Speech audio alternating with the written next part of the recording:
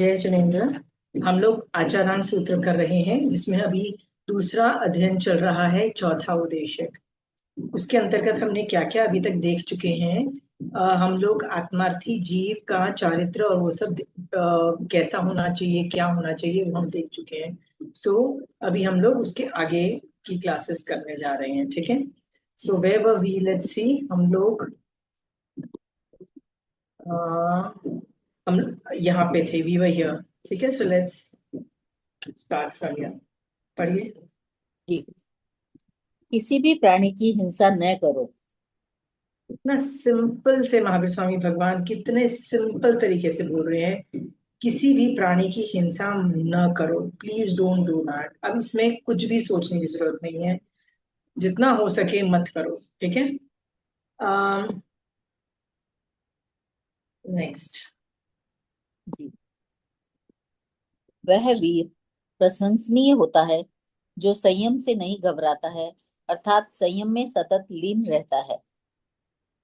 भगवान ने उस जीव को वीर बोल दिया। देखो, आत्मार्थी जीव को ना बहुत बहुत विशेषणों से भगवान बोलते हैं। कभी उसको वीर बोलते हैं, कभी उसको कुछ और बात पे मतलब तारीफ करते हैं। तो यहाँ पे भगवान क्यों वीर बोल रहे हैं? क्योंकि वो संयम में सतत लीन है। ओके। और संयम में लीन होना कोई आसान काम नहीं है, क्योंकि बहुत सारे डिस्ट्रैक्शंस हैं, बहुत सारे कर्म उदय हैं, बहुत सारे प्रॉब्लम हैं, राइट। सो बट फिर भी भगवान कहते हैं संयम में लीनता पॉसिबल है। कैसे पॉसिबल है? बाल हरिकेशी की स्टोरी थी, कितने जबरदस्त कर्म उदय थे बाल हरिकेशी के, ठीक है। बाहुबली जी के भी मान का उदय था। तो इन दोनों के कभी कोई गाली दे रहा है, कभी कोई तंग कर रहा है, कोई कुछ हो रहा है, राइट। तो संयम में वो रत रहे, बिल्कुल भी विचलित नहीं हुए। तो ऐसा ऐसा धर्म साधना पॉसिबल है, पर वो उन्हीं के लिए पॉसिबल है जो वीर होते हैं। सो आपने भी धर्म संयम श्रावक पने के अंदर जो पाल रहे हो, वो भी संयम, संयम असंयम होने के बावजूद भी वो संयम माना गया है। उसके अंदर भी जितना हो सके सतत लीन रहने की कोशिश करो। तो आपसे पूछती हूँ कि लास्ट टाइम आप सामायिक से उठे तो क्या क्या गुस्सा आया आपको? ममता जी, आप न्यू हो इसलिए आपसे पूछती हूँ। लास्ट टाइम आप सामायिक करते हो कि नहीं? करती हूँ। एक समय करते हो तो लास्ट टाइम देखो, ईमानदारी से बोलना, हम सब गलतियां करते हैं, सो इट्स ओके टू से। लास्ट टाइम जब आपने सामायिक से उठे, आपने क्या क्या गुस्सा आया, क्या किया, how how did you react? कभी याद है कि आपने आपने संयम में रहे, नहीं रहे? कुछ याद है आपको? कभी देखा मतलब है सामायिक से? बहुत बार ऐसा होता है, बीच में कुछ कुछ चीजें चलती रहती है। मन दिमाग में सामायिक में भी बहुत अंदर सारी भी चीजें चलती है कि अभी तक तो वो भी क्लैरिफाई नहीं हुई है। और सामायिक के उठने के बाद भी गुस्सा आता है, बाप रे, भैया घर में आ गए हैं और तुम लोगों ने अभी तक खाना भी रेडी नहीं किया है, लेट हो गए हो, यू नो।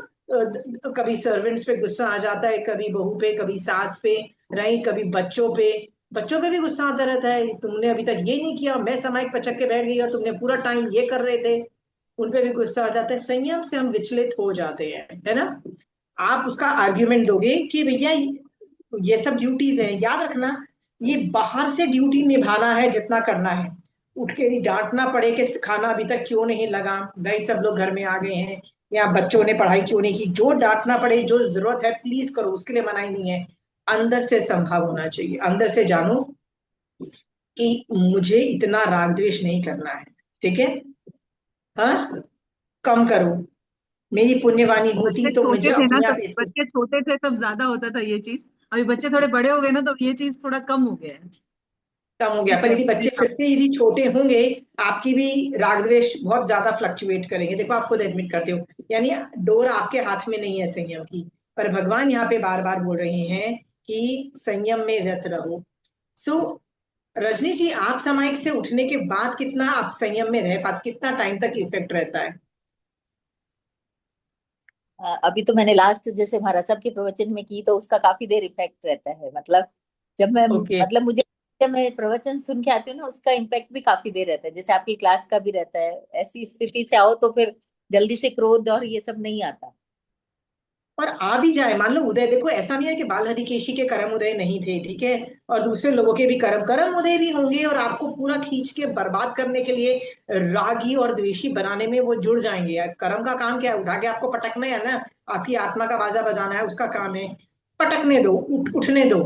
आप क्या करो, अपने ज्ञान से उन कर्म उदय को देखो। महावीर स्वामी का ज्ञान आपके अंदर है, उससे उन कर्मों के उदय को देखो और बोलो, ओहो मेरा तो अंतराय कर्म का उदय है, ओहो मेरे असाता का उदय है, ओ मेरे ज्ञानावरणी कर्म का उदय है, मेरे इसका उदय है। ये जान करके संभाव रखो, अल्टीमेटली ये मेरे ही कर्म उदय है, सामने वाले पे नहीं है। इस तरह से संभाव के अंदर जाने की पूरी कोशिश करो।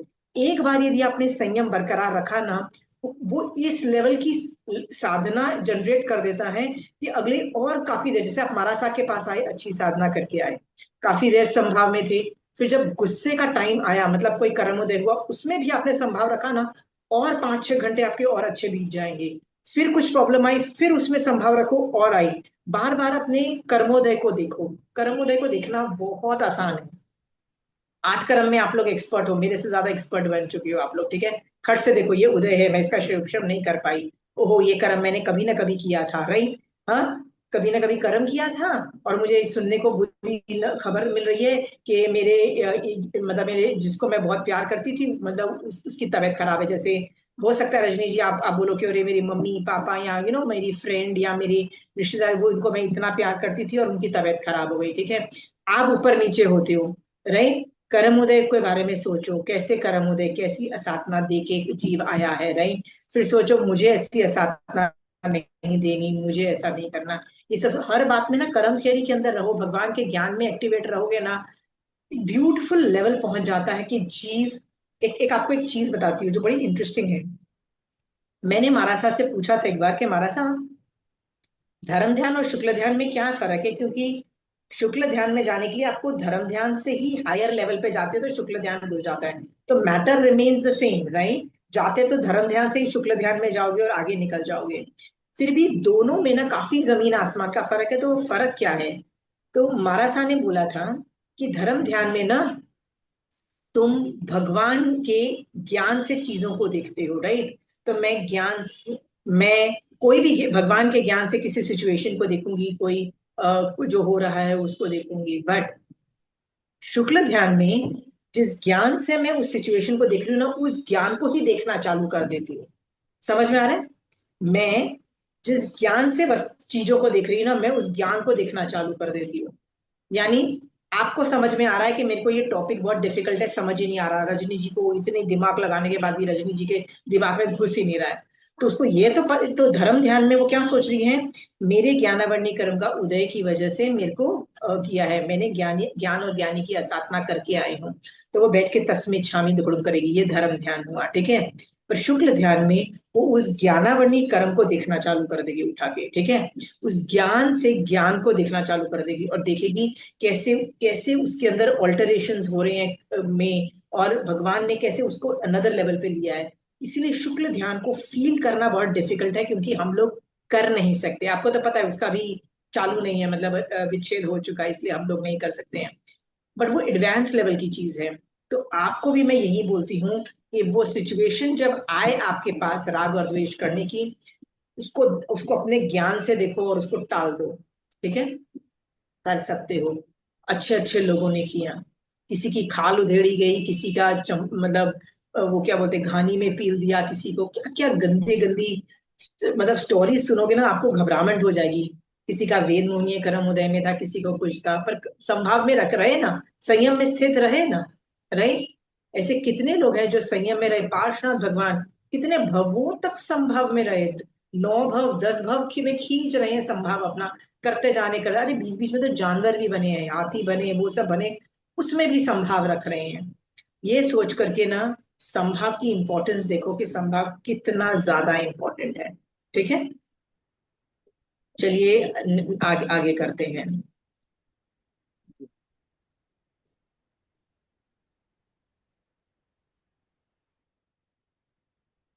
चलिए,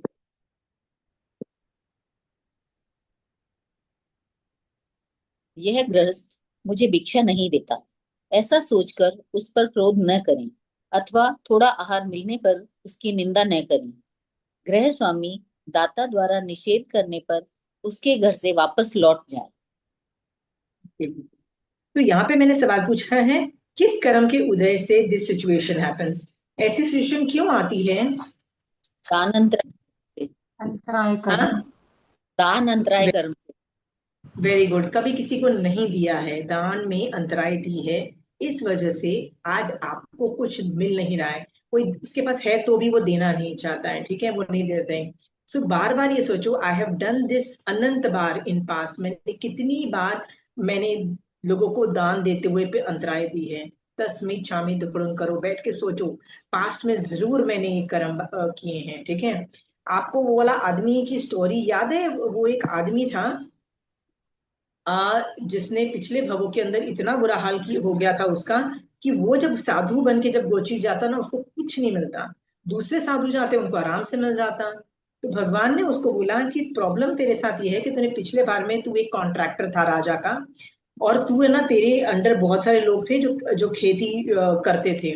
तू जब वो दोपहर को थक हार के बैठ जाते थे ना, राइट, तो वो नहीं देता था उनको। बोलते थे एक बार और हल जो तो, और फिर जाके तुमको खाना मिलेगा। जो उस बंदे को लगा, बाप रे, भूखे प्यासे लोगों को मैं फिर से लगा देता था, भूखे प्यासे लोगों को ये कर देता था। I just want to tell you कि देने के भाव है तो दे डालो, हाथ में पैसे रखो, दे डालो। मैंने ना थोड़े दिन पहले सोचा था मैं किसी मेड को पैसे दूंगी, एंड समहाउ ऐसी कोई सिचुएशन आई कि मैंने नहीं दिया। फिर मैंने सोचा ठीक है, फिर उसने नौकरी छोड़ दी, वो बहुत बीमार चल रही थी, तो मैंने सोचा ठीक है किसी के हाथ भिजवा दूंगी।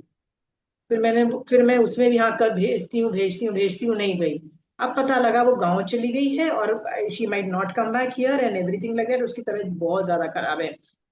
अब मैं सोच रही हूँ कि जब मुझे मौका मिलना था पैसे उसको देने का, राइट, तो दे देती ना। मैंने टाला, टाला का मतलब होता है ना, कल करेंगे कल करेंगे कल करेंगे, करते करते अल्टीमेटली मुझे फायदा तो मेरा था ना, फायदा तो मेरा ही था ना कि मेरे को दान मतलब दान दे पाती। अब सोचो वो चली गई है, शायद मुझे मैं उसको पैसे भी नहीं पहुंचा पाऊं, क्योंकि मतलब कॉन्टैक्ट बहुत कम है। आपके पास यदि मौका है दान देने का, दे दो। किसी की जिंदगी अच्छा करने के पास आपके पास मौका है, कर डालो। जो अच्छा है ना, कर डालो। कल के लिए वेट मत करो। अंतराय कर्म हमको लगता है छोटा है, सबसे घटिया कर्म मोहनीय कर्म के लेवल का घटिया है। इतना घटिया है कि आपको पता है, आपको मान लो सम्यक दर्शन की स्पर्शना हुई सबसे पहली बार, तो आपने उपशम किया, तो उपशम का काल अंतर्मुहूर्त क्यों है पता है? उपशम का काल अंतर्मुहूर्त ही क्यों है, आपको पता है? क्यों एक मुहूर्त से ज्यादा नहीं टिक सकता उपशम? एनीबडी? या सुनीता कुछ आइडिया है? वीर्य अंतराय करते उदय से। Very good. वीर अंतराय कर्म उसको उठा के गिरा देता है। सोचो, इसमें मोहनीय कर्म से वो नहीं गिर रहा है, वो किससे गिर रहा है? वीर अंतराय कर्म वो हर जीव ऐसा भी नहीं है, तो नियम है, रूल है ना, यानी सभी जीवों को उठा के पटक देता है ये उठा के। हमारा जितना बाजा अंतराय कर्म बजाता है ना, हमको क्या लगता है मोहनीय कर्म गंदा है, इसलिए हम मोहनीय कर्म को गाली देते रहते हैं और बोलते रहते हैं कषाय मत करो, नौ कषाय मत करो, ये तो सब लोग बोलते हैं, ठीक है। बट आपको कभी रियलाइज होता है कि अंतराय कर्म उतना ही घटिया है जितना मोहनीय कर्म है? तो अंतराय क्यों दे रहे हो? क्यों मन में कि कोई अपनी बहू किसी को ज्यादा खाना पीना दे रही है, या सास की आदत होती है ना, सास की तो आदत होती है बचा हुआ खाना मेड्स को दे देगी, ये दे देगी, तो हमारे दिमाग में क्या होता है, सास कितनी सारा खाना उठा के दे दो, ऐसा नहीं फ्रिज में रख दो, हमारे दिमाग में ये आता है। बहू दे देती है तो भी आ जाता है। यदि ये सब चीजें आ रही है ना, उसको सॉर्ट आउट करो। सामने वाला अपनी किस्मत से लेके जा रहा है, याद रखना। आप मैं ही दान दे रही हूँ, तो मेरी ग्रेटनेस नहीं है, सामने वाले की पुण्य प्रकृति की वजह से वो मेरे मेरे से लेके जा रहा है, ये सोचो। और तुम्हारा तो पुण्य का ही बंध है ना, तो उसमें घाटा किस बात का है? हाँ, खाना पीना ही तो दे रहे हो, चीजें ही तो दे रहे हो ना, राइट। आज के बाद सोच लो, मैं कभी भी किसी को मना नहीं करूंगी, दिमाग से भी नहीं, ऐसा नहीं है बॉडी से नहीं दूंगी, मन से भी नहीं करूंगी, ठीक है। आपसे यदि किसी का भला हो सकता है ना, तो पक्का कर दो, डोंट स्टॉप इट। आप लोग ये कर सकते हो, इतनी मेहनत कर सकते हो? हाँ, पैसे में, खाने में, कपड़ों में, चीजों में कर दो, आई कैन हेल्प यू, जो हेल्प करना पड़ जाएगा। मैं इसके पचकान नहीं दिला रही हूँ, तो प्रैक्टिस करो, प्लीज प्रैक्टिस करो, ठीक है। यदि ये प्रैक्टिस कर ली ना तो बहुत बड़ी प्रैक्टिस हो गई।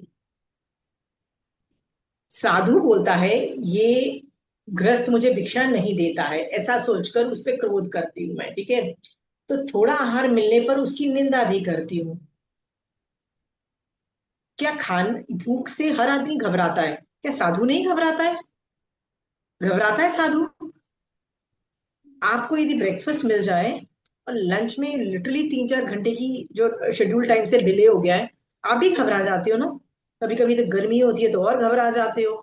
कभी कभी ठीक कंफर्टेबल लाइफ नहीं मिले तो घबरा जाते हो, ठीक है। तो जब हम भी घबरा जाते हैं तो क्या साधु नहीं घबराएगा? क्या साधु के मुंह से निंदा नहीं होगी कि कैसे लोग हैं, थोड़ा खाना चावल ही दे देते थे, दिख रहे थे वहां चावल पड़े हुए, फिर भी नहीं दिया, फिर भी रोटी नहीं दिया, कभी ये नहीं दिया।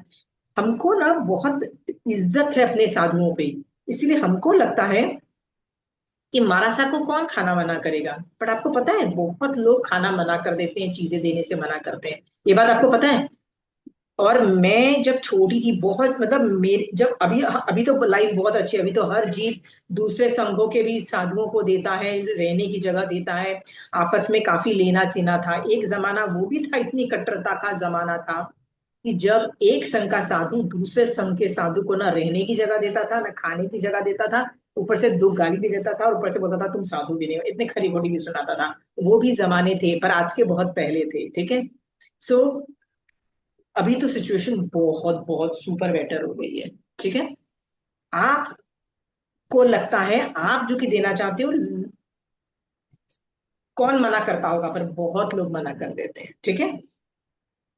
बिहार में जाते हैं मारासा, तो सब हर जगह क्या जैन घर मिल जाते हैं क्या? हर सिटी में क्या जैन घर होते हैं क्या? गांव, कई गांव के गांव ऐसे होते हैं जहां जैन घर नहीं होते हैं, पूरे लिटरली हो जाते हैं। इसलिए कई बार महाराष्ट्र को जो जो क्षेत्र कंफर्टेबल लगते हैं ना, वो वही रहते हैं। गुजरात, राजस्थान, नॉर्थ में पंजाब वाला एरिया जो है, थोड़ा नीचे जाओ साउथ में तो महाराष्ट्र है, महाराष्ट्र के नीचे जो आओ तो तमिलनाडु, मतलब वो जो नीचे वाला एरिया ना, कर्नाटक तमिलनाडु वाला एरिया, फिर भी धीरे धीरे अभी वहां पे जाने लगे हैं कुछ सालों में, ठीक है, and things have become comfortable. अभी भी इतना आसान नहीं है इस साइड, ईस्ट की तरह आना, ठीक है। नॉर्थ ईस्ट की तो बात ही छोड़े, ईस्ट में आना इतना डिफिकल्ट है महाराष्ट्र को। मेन प्रॉब्लम ये है कि यदि साधु श्रावक नहीं देगा खाना, साधु सरवाइव नहीं करेगा। और यदि साधु सरवाइव नहीं करेगा तो आचार्य बोलता है मैं क्यों रिस्क में डालूं अपने साधुओं को उधर जाने के लिए।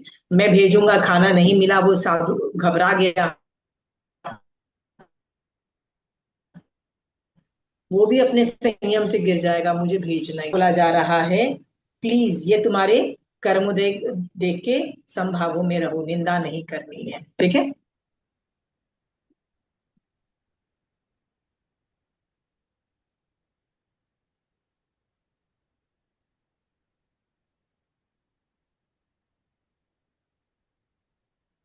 इस प्रकार मौन का मुनि धर्म का सम्यक प्रकार से पालन करे, ऐसा मैं कहता हूँ। ओके, इस प्रकार मौन का, ओके, ये जो मौन है ना, वो इसकी बात हो रही है, link to the previous word, ठीक है। कि ये जो मौन रहा साधु, ये ग्रस्त मुझे भिक्षा नहीं दे रहा है, इस ये चीज नहीं बोले, इसका मतलब मौन रह जाए, उसकी निंदा नहीं करें, यानी मौन रह जाए। इस प्रकार वो बोला जा रहा है। इस प्रकार मौन का मतलब संभाव इन माइंड का मौन, मतलब जो मौन है ना, मुंह का मौन नहीं है, आत्मा मौन में है, संभावों में है, इसीलिए वो मौन है। दिमाग से भी मुझे गुस्सा नहीं आ रहा है, ठीक है, ऐसा मैं कहता हूं। भगवान बोलते हैं मुनि धर्म का सम्यक प्रकार से पालन करें, मन का मौन करो, मन का मौन, ठीक है। कितनी ब्यूटीफुल लाइन है ये वाली, मन का मौन, संभाव इज द मन का मौन। Amazing lines.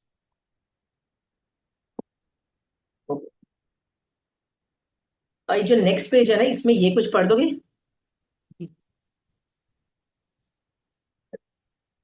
इसका विवेचन में, हाँ, विवेचन में नेक्स्ट पेज के अंदर ये जो मेरा जो रेड डॉट है ना, वहां से पढ़ दीजिए थोड़ा। भिक्षावृत्ति त्याग का साधन है, किंतु यदि वह भिक्षा आसक्ति, उद्वेग तथा क्रोध आदि आवेशों के साथ ग्रहण की जाए तो वह भिक्षा त्याग के स्थान पर भोग बन जाती है। श्रमण की भिक्षावृत्ति भोग न बने, इसलिए भिक्षाचर्या में मन को शांत, प्रसन्न और संतुलित रखने का उपदेश किया गया है। आपको पता है भिक्षावृत्ति जो है ना, ये 12 तरह के जो तप हैं जो निर्जरा के अंतर्गत आते हैं, भिक्षावृत्ति उसके अंतर्गत आती है। इसका मतलब ये निर्जरा का भार्य तप है, मतलब भार्य तप के अंतर्गत आती है। पर ये तभी तक आती है कि उसके अंदर संभाव है। यदि उसमें आसक्ति, उद्वेग और क्रोध है तो याद रखना वो भोग बन जाती है। और भोग इस कर्म, आप और मैं क्रोध कर रहे हो ना तो हम भी भोगी बन जाते हैं, पर साधु कैन नॉट डू दैट। ठीक है, इसलिए भिक्षाचर्य के रूल्स को फॉलो करो, साधु को ऐसे बोला जा रहा है।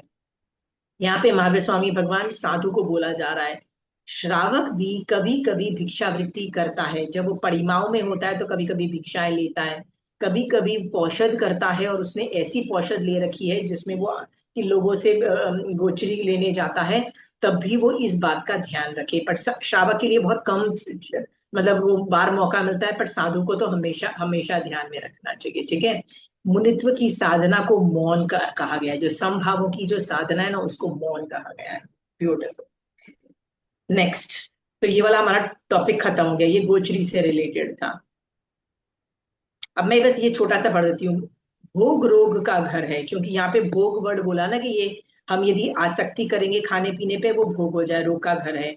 ये हमने देखा पिछले उदेशक में। ठीक है, अब 5वें उदेशक में, ये 5वां उदेशक चालू हो गया। उदेशक में गृहस्थ के घर से निर्दोष आहार आदि ग्रहण करने की विधि तथा मूर्छा ममत्व त्याग का वर्णन किया जा रहा है। तो देखिए ये गोचरी को और आगे लेके जा रही है। ठीक है, चलिए नेक्स्ट।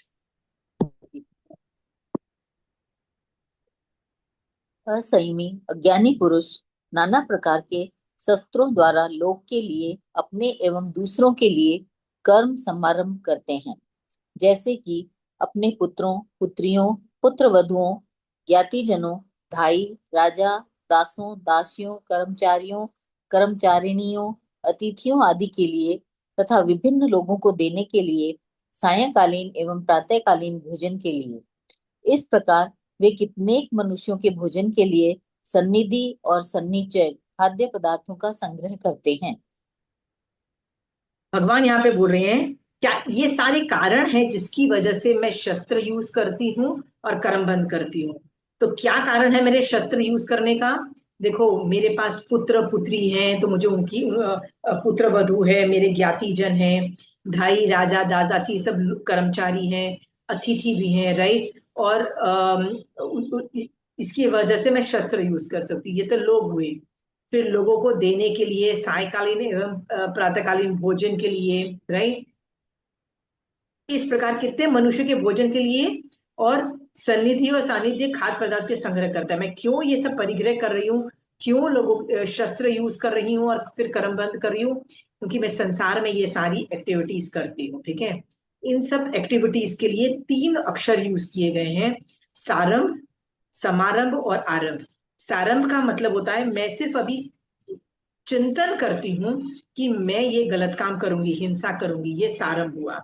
जब मैं समारंभ का मतलब होता है मैं साधन, वो जो शस्त्रों के साधन इकट्ठे करती हूँ। और आरंभ का मतलब है मैंने वो शस्त्र यूज कर दिए और लोगों को मार डाला। तो यहाँ पे तो यहाँ तक तो बात पहुंचनी नहीं चाहिए साधु के लिए, याद रखना। बात साधु की यहीं पे खत्म हो जानी चाहिए, मैक्सिमम यहाँ तक पहुंचनी चाहिए। यहाँ तक पहुंच जाएगी तो उसका व्रत भंग हो जाता है। इसीलिए यहाँ पे कहा गया है समारंभ, यानी जो सेकंड लाइन है ना, यहाँ इसकी बात हो रही है। ठीक है, कि असंयमी अज्ञानी पुरुष नाना प्रकार के शस्त्रों द्वारा लोक के लिए कर्म मतलब हिंसा के शस्त्र इकट्ठे करते हैं। तो ये लोग करते हैं, क्या साधु को भी करना है? नहीं, साधु के पास तो ये कारण है ही नहीं। ये कारण नहीं है तो उसको समारंभ करने की जरूरत नहीं है, शस्त्र की रखने की जरूरत है ही नहीं, इकट्ठे करने की जरूरत नहीं है। इसलिए वो ज्ञानी रहता है, वो संयमी रहता है। ठीक है,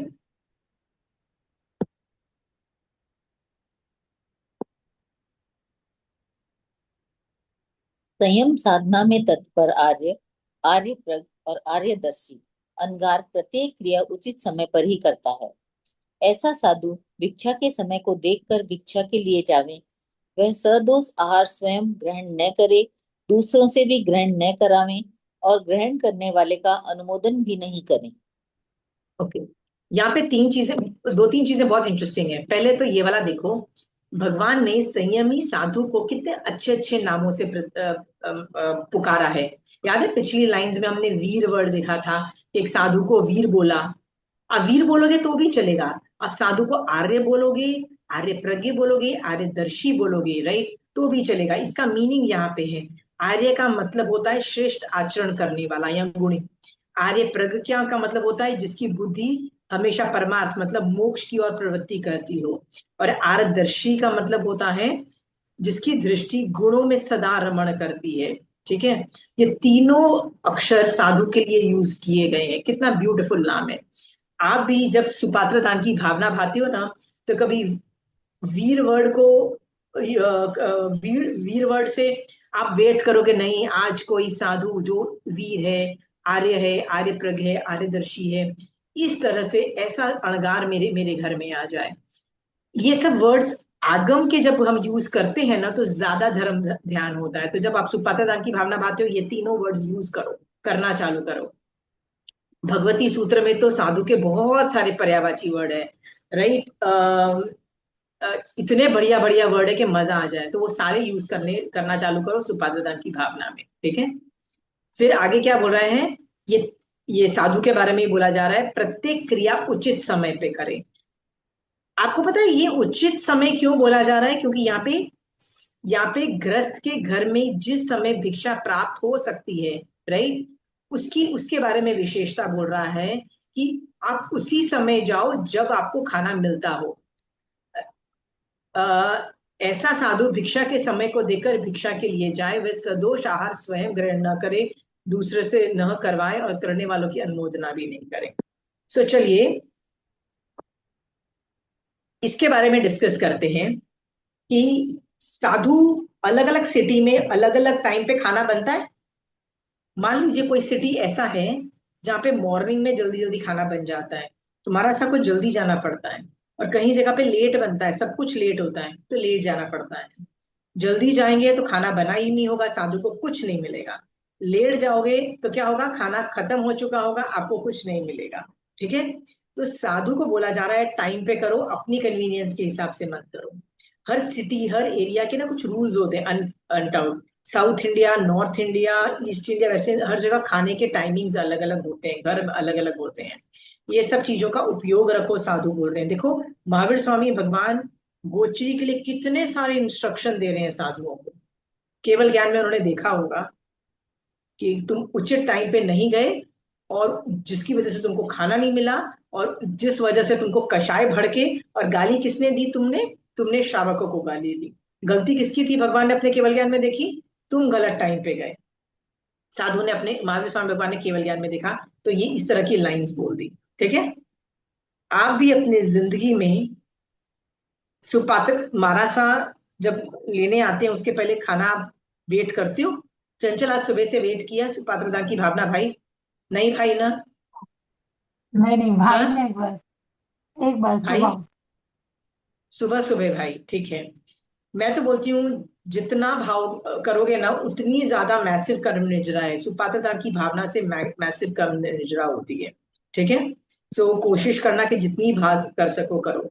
आप में से ऐसा कोई है जो सुपात्रदान की भावना नहीं भाता है?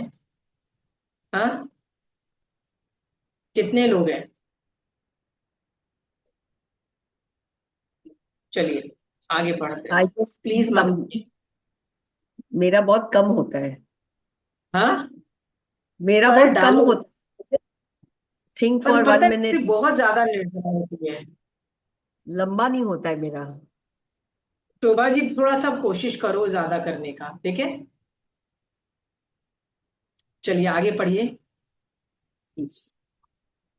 साधु सर्व प्रकार के अशुद्ध और आधा कर्म आदि दोषों से दूषित अग्रहणीय आहार को ज्ञ परिज्ञा से जानकर तथा प्रत्याख्यान परिज्ञा द्वारा त्याग कर निर्दोष आहार ग्रहण करता हुआ संयम में विचरे।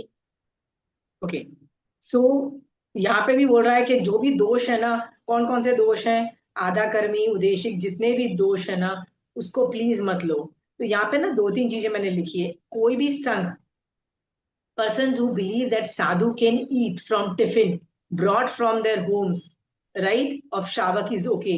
ऐसे कई संघ हैं जो लोग बोलते हैं हमारे संघ में तो टिफिन चलता है, हमारे संघ में हम यदि खाना लेके जाए ना तो हमारा साथ ले लेते हैं। जिसको लगता है ना ये ठीक है, वो ये आगम की आचारांग सूत्र की ये लाइंस पढ़े और फिर सोचे आपके संघ में यदि अलाउड है और महावीर स्वामी भगवान की आज्ञा नहीं है, तो क्या ऐसा हो सकता है कि आपका पूरा संघ भगवान की आज्ञा को फॉलो नहीं कर रहा? ऐसा भी हो सकता है, ठीक है, इज रॉन्ग। एंड आगम विरुद्ध, और ये आगम विरुद्ध भी है यदि आप इस तरह की हरकतें कर रहे हो, तीर्थंकर की आज्ञा के भी बाहर जा रहे हो। The reason we justify them their wrong act is because of our राग द्वेष। हमको क्या होता है, मुझे ना मान लो कोई संघ बहुत अच्छा लगता है, पर वो संघ जो है ना वो थोड़े से ना खुले प्रवृत्ति के हैं, टिफिन ले लेते हैं। सो मुझे उनसे प्यार है ना, इसलिए मैं सोचती हूँ नहीं यार आजकल के जमाने में खाना में गोचरी लेना भी थोड़ा डिफिकल्ट हो गया है, इस वजह से यदि वो कर लेते हैं तो क्या गड़बड़ है, मैं उनको जस्टिफाई। तो यदि मेरा दिमाग जस्टिफाई कर रहा है ना तो याद रखना ये मेरे राग द्वेष है, मेरा मोहनीय कर्म का उदय है जो मैं नहीं देख पा रही, और मैं कर्म बंध का कारण बन रही हूँ। और याद रखना मैं तीर्थंकर की आज्ञा के बाहर हूँ। Even if sadhu is in past had been mahan upkari, but has fallen now is not called sadhu, right? Marichi कितनी मस्त साधना कर रहा था, कितनी वंडरफुल साधना कर रहा था, पर एक टाइम पे उसने मॉडर्नाइजेशन चालू किया ना, खाना चालू कर दिया, पेड़ पौधों से खाना लेके मांगना चालू कर दिया, बहुत कुछ जो किया, गोचरी के रूल्स फॉलो नहीं किए, तो क्या उसको साधु रखा उसको? ये पहले वो साधु था पर वो साधु से निकाल दिया गया ना। तो जो साधु पहले अच्छा साधु था लेकिन आज साधु नहीं है, उसको उसको भी हम कंसिडर नहीं करते, आज आपको पालना पड़ेगा। On the other hand Arjun Mali ऐसा घटिया इंसान था, आपको लगता है कि बाप रे वो तो कितना घटिया इंसान है, उसने तो रोज 6-6 लोगों को मार डालता था, वो ये कर देता था, वो ये कर देता था, क्योंकि उसके अंदर यक्ष घुसा हुआ था। पर आपको पता है आगे चल के जब उसने दीक्षा ली ना तो वो नवकार मंत्र के 5वें पद में आ गया, और आपको ये समझना है कि तब वो सचमुच साधु के रूल्स फॉलो कर रहा है और आगे बढ़ रहा है, साधुपना है। तो आपको देखना है कि पास्ट में जो मर्जी उसने किया है, प्रेजेंट टेंस में वो साधु है कि नहीं है, ठीक है। कई बार ऐसा भी होता है कोई महान उपकारी साधु होता है ना, आपको मान लो उसने किसी हेल्प की या कुछ की हो, वो जब मॉडर्नाइज होते हैं ना आपका दिमाग मानता ही नहीं है और आप उसकी हेल्प करना चाहते हो। ऐसा कभी हुआ है कि आपने लोगों की हेल्प, वो मारासा को जस्टिफाई करते हो? आप में से कितने लोगों ने ऐसे गलत काम करने वाले मारासा को जस्टिफाई किया है? कभी हुआ है पास्ट में? मेरे को सबसे पहले मुझे धर्म में डालने वाले जो मारासा थे वो पहले भी इतना पाल नहीं रहे थे, बट फिर भी उन्होंने मुझे समाज को कुछ पार्टीज तो सिखाई थी, पर वो तब भी बहुत अच्छे से नहीं पाल रहे थे। आगे जाके तो उन्होंने काफी रूल्स उनके होते ना, मतलब सिर्फ गोचरी के नहीं दूसरे रूल्स भी फॉलो नहीं किए। तब तक तो मैं सॉलिड धर्म करना चालू कर चुकी थी। तो मैं जब उनके दर्शन करने गई तो मैंने बोला कि यार वो इतने उपकारी हैं, तो मैंने उनको वंदन नमस्कार किया, अलग से धीरे से बोला महाराज साहब क्यों आप ये सब रूल्स फॉलो कर रहे हो, क्यों यू नो सॉरी क्यों रूल्स फॉलो नहीं कर रहे हो, महाराज साहब थोड़े रूल्स फॉलो करो। ये जो आप एक ही जगह पे ठाणापति हो गए हो ना, यही मेन कारण है, आपकी वृत्ति खुली हो गई है। मैंने कहा ये एक जगह पे ठाणापति होना कोई अच्छी बात नहीं है, निकल जाओ यहाँ से। ये सब जब मैंने उनको बोला और वहां से निकल गई, उन्होंने मेरी बात नहीं सुनी, और आगे जाके तो इतना बुरा हाल हुआ वो महाराजा का, इतनी ज्यादा खुली वृत्ति हो गई कि उनमें साधुपना नाम की भी कोई चीज नहीं रही, ठीक है, और वो खुद भी कलेशित हुए। याद रखना ये सब रूल्स फॉलो करके उनको फायदा है, महाराजा को फायदा है, क्योंकि उनकी निर्जरा होती रही।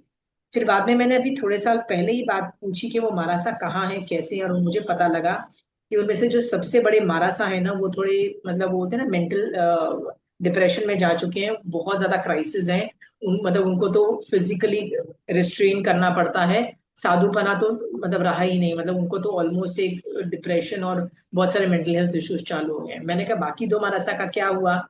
कहते हैं वो भी किसी भी तरह से ना एक ही जगह पे रहते हैं, लोग उनकी व्यवस्था बांध दी गई है कि उनको खाना आके मिल जाता है, वो अपनी धर्म ध्यान करते रहते हैं, ये हालत हो गई है। मुझे इतना बुरा लगा, इतना बुरा लगा ये सुन के कि फिर भी जवानी में ना तुम्हारी पुण्य प्रकृति की वजह से तुमने संयम पाल लिया, पर संयम नहीं पालोगे अच्छे से तो आप आगे कैसे बढ़ोगे? आगे श्रेयोपशम से ही तो आगे बढ़ोगे ना, पर श्रेयोपशम तो है नहीं, तो फिर कहाँ से एनर्जीज आएगी आगे बढ़ने के लिए? तुम तो बर्बाद हो ही जाओगे। कितने संघ जो मॉडर्नाइज तरीके से चलते हैं, तो मैं भी कई बार सोचती हूँ कि इतने मॉडर्न हो चुके हैं, मोक्ष के लिए नहीं कर रहे, बाकी हर चीज के लिए कर रहे हैं, तो इनमें स्ट्रेंथ कहाँ से आती है? क्योंकि स्ट्रेंथ तो संवर निर्जरा से आनी चाहिए, राइट? पुण्य, संवर निर्जरा से तो पुण्यानुबंधी पुण्य बंधता है, और पुण्यानुबंधी पुण्य जो भी है उससे ही मतलब हमारी जाती है, तो एनर्जी जनरेट होती है। पर जो आदमी संवर निर्जरा ऑपरेट ही नहीं कर रहा है निश्चय दृष्टि से, वो वो संघ आगे कैसे बढ़ रहा है, एनर्जीज कैसे कर रहा है? तो मैंने मोस्ट ऑफ द टाइम देखा है ऐसे संघ तांत्रिक पावर्स को यूज करके आगे बढ़ रहे हैं, तांत्रिक पावर्स उनको यूज करनी पड़ रही है, क्योंकि दिखाना तो है ना कि हम बड़े स्ट्रांग है, हम बड़े स्ट्रांग है, हम बड़े स्ट्रांग है, कैसे दिखाएंगे? फिर वो लोग तांत्रिक पावर्स यूज कर रहे हैं। तुम देखना ये चीजें मेरे ऑब्जर्वेशन में है। सो जो संघ तीर्थंकर की आज्ञा को फॉलो करके आगे बढ़ रहा है ना, वही संघ सही जा रहा है। जो मॉडर्नाइज हो रहा है वो फॉलो नहीं कर रहा है। क्लियर? किसी को इस पे आर्ग्यू करना है तो पूछ सकते हो, आपके खुद की एक्सपीरियंस बताओ। मैंने दो एग्जांपल्स बताए, एक तो बताया कि वो मेंटल हेल्थ के केस चालू हो चुका था, वो मेरे को मतलब इतना बुरा लगा, क्योंकि उन्होंने मुझे हेल्प की थी तो मुझे बुरा लगा था, पर वो दिख रहा था, उनका डिक्लाइन दिख रहा था, बीच में भी वो रुक जाते आगे बढ़ जाते तो ठीक है, इतना बुरा हाल था कि घर से भी बुरी हालत हो गई है। और मैंने बट बताया कितने संघ वो तांत्रिक पावर्स यूज करते हैं। आप अपनी कोई स्टोरीज आपके आसपास जो देखी हुई है उन संघों के बारे में जो फॉलो नहीं करते हैं, आप बताइए मुझे। नाम लेने की जरूरत नहीं है, संघ का नाम मत लीजिए, राइट? जेनरिक सो तरीके से बताइए। सो आशिमा जी, इफ देर आर लाइक एक संग एक साधु के साथ तीन साधु का ग्रुप आया है, और they have a problem, issue of walking और नी प्रॉब्लम और ऐसे प्रॉब्लम्स हैं, और उसमें से खाली एक आध कोई होगा जो थोड़ा बहुत जा सकता है, तो फिर then it becomes a very different situation ना। फिर उनको फोन करके जाना पड़ता है गोचरी के लिए, क्योंकि वो एक अकेले हैं जो सबके लिए लाना होता है उनको, तो फिर उनको फोन करके जाना पड़ता है, मतलब मैसेज पहुंचाते हैं वो कि वील कम टुमारो फॉर गोचरी, so he doesn't have to go to too many places और दैट वे। मेरे को ऐसा लगता है, तो इसका कभी मतलब कभी आप उसको जस्टिफाई करते हो, उनकी वो एक्टिविटीज को आप अपने दिमाग में जस्टिफाई करते हो।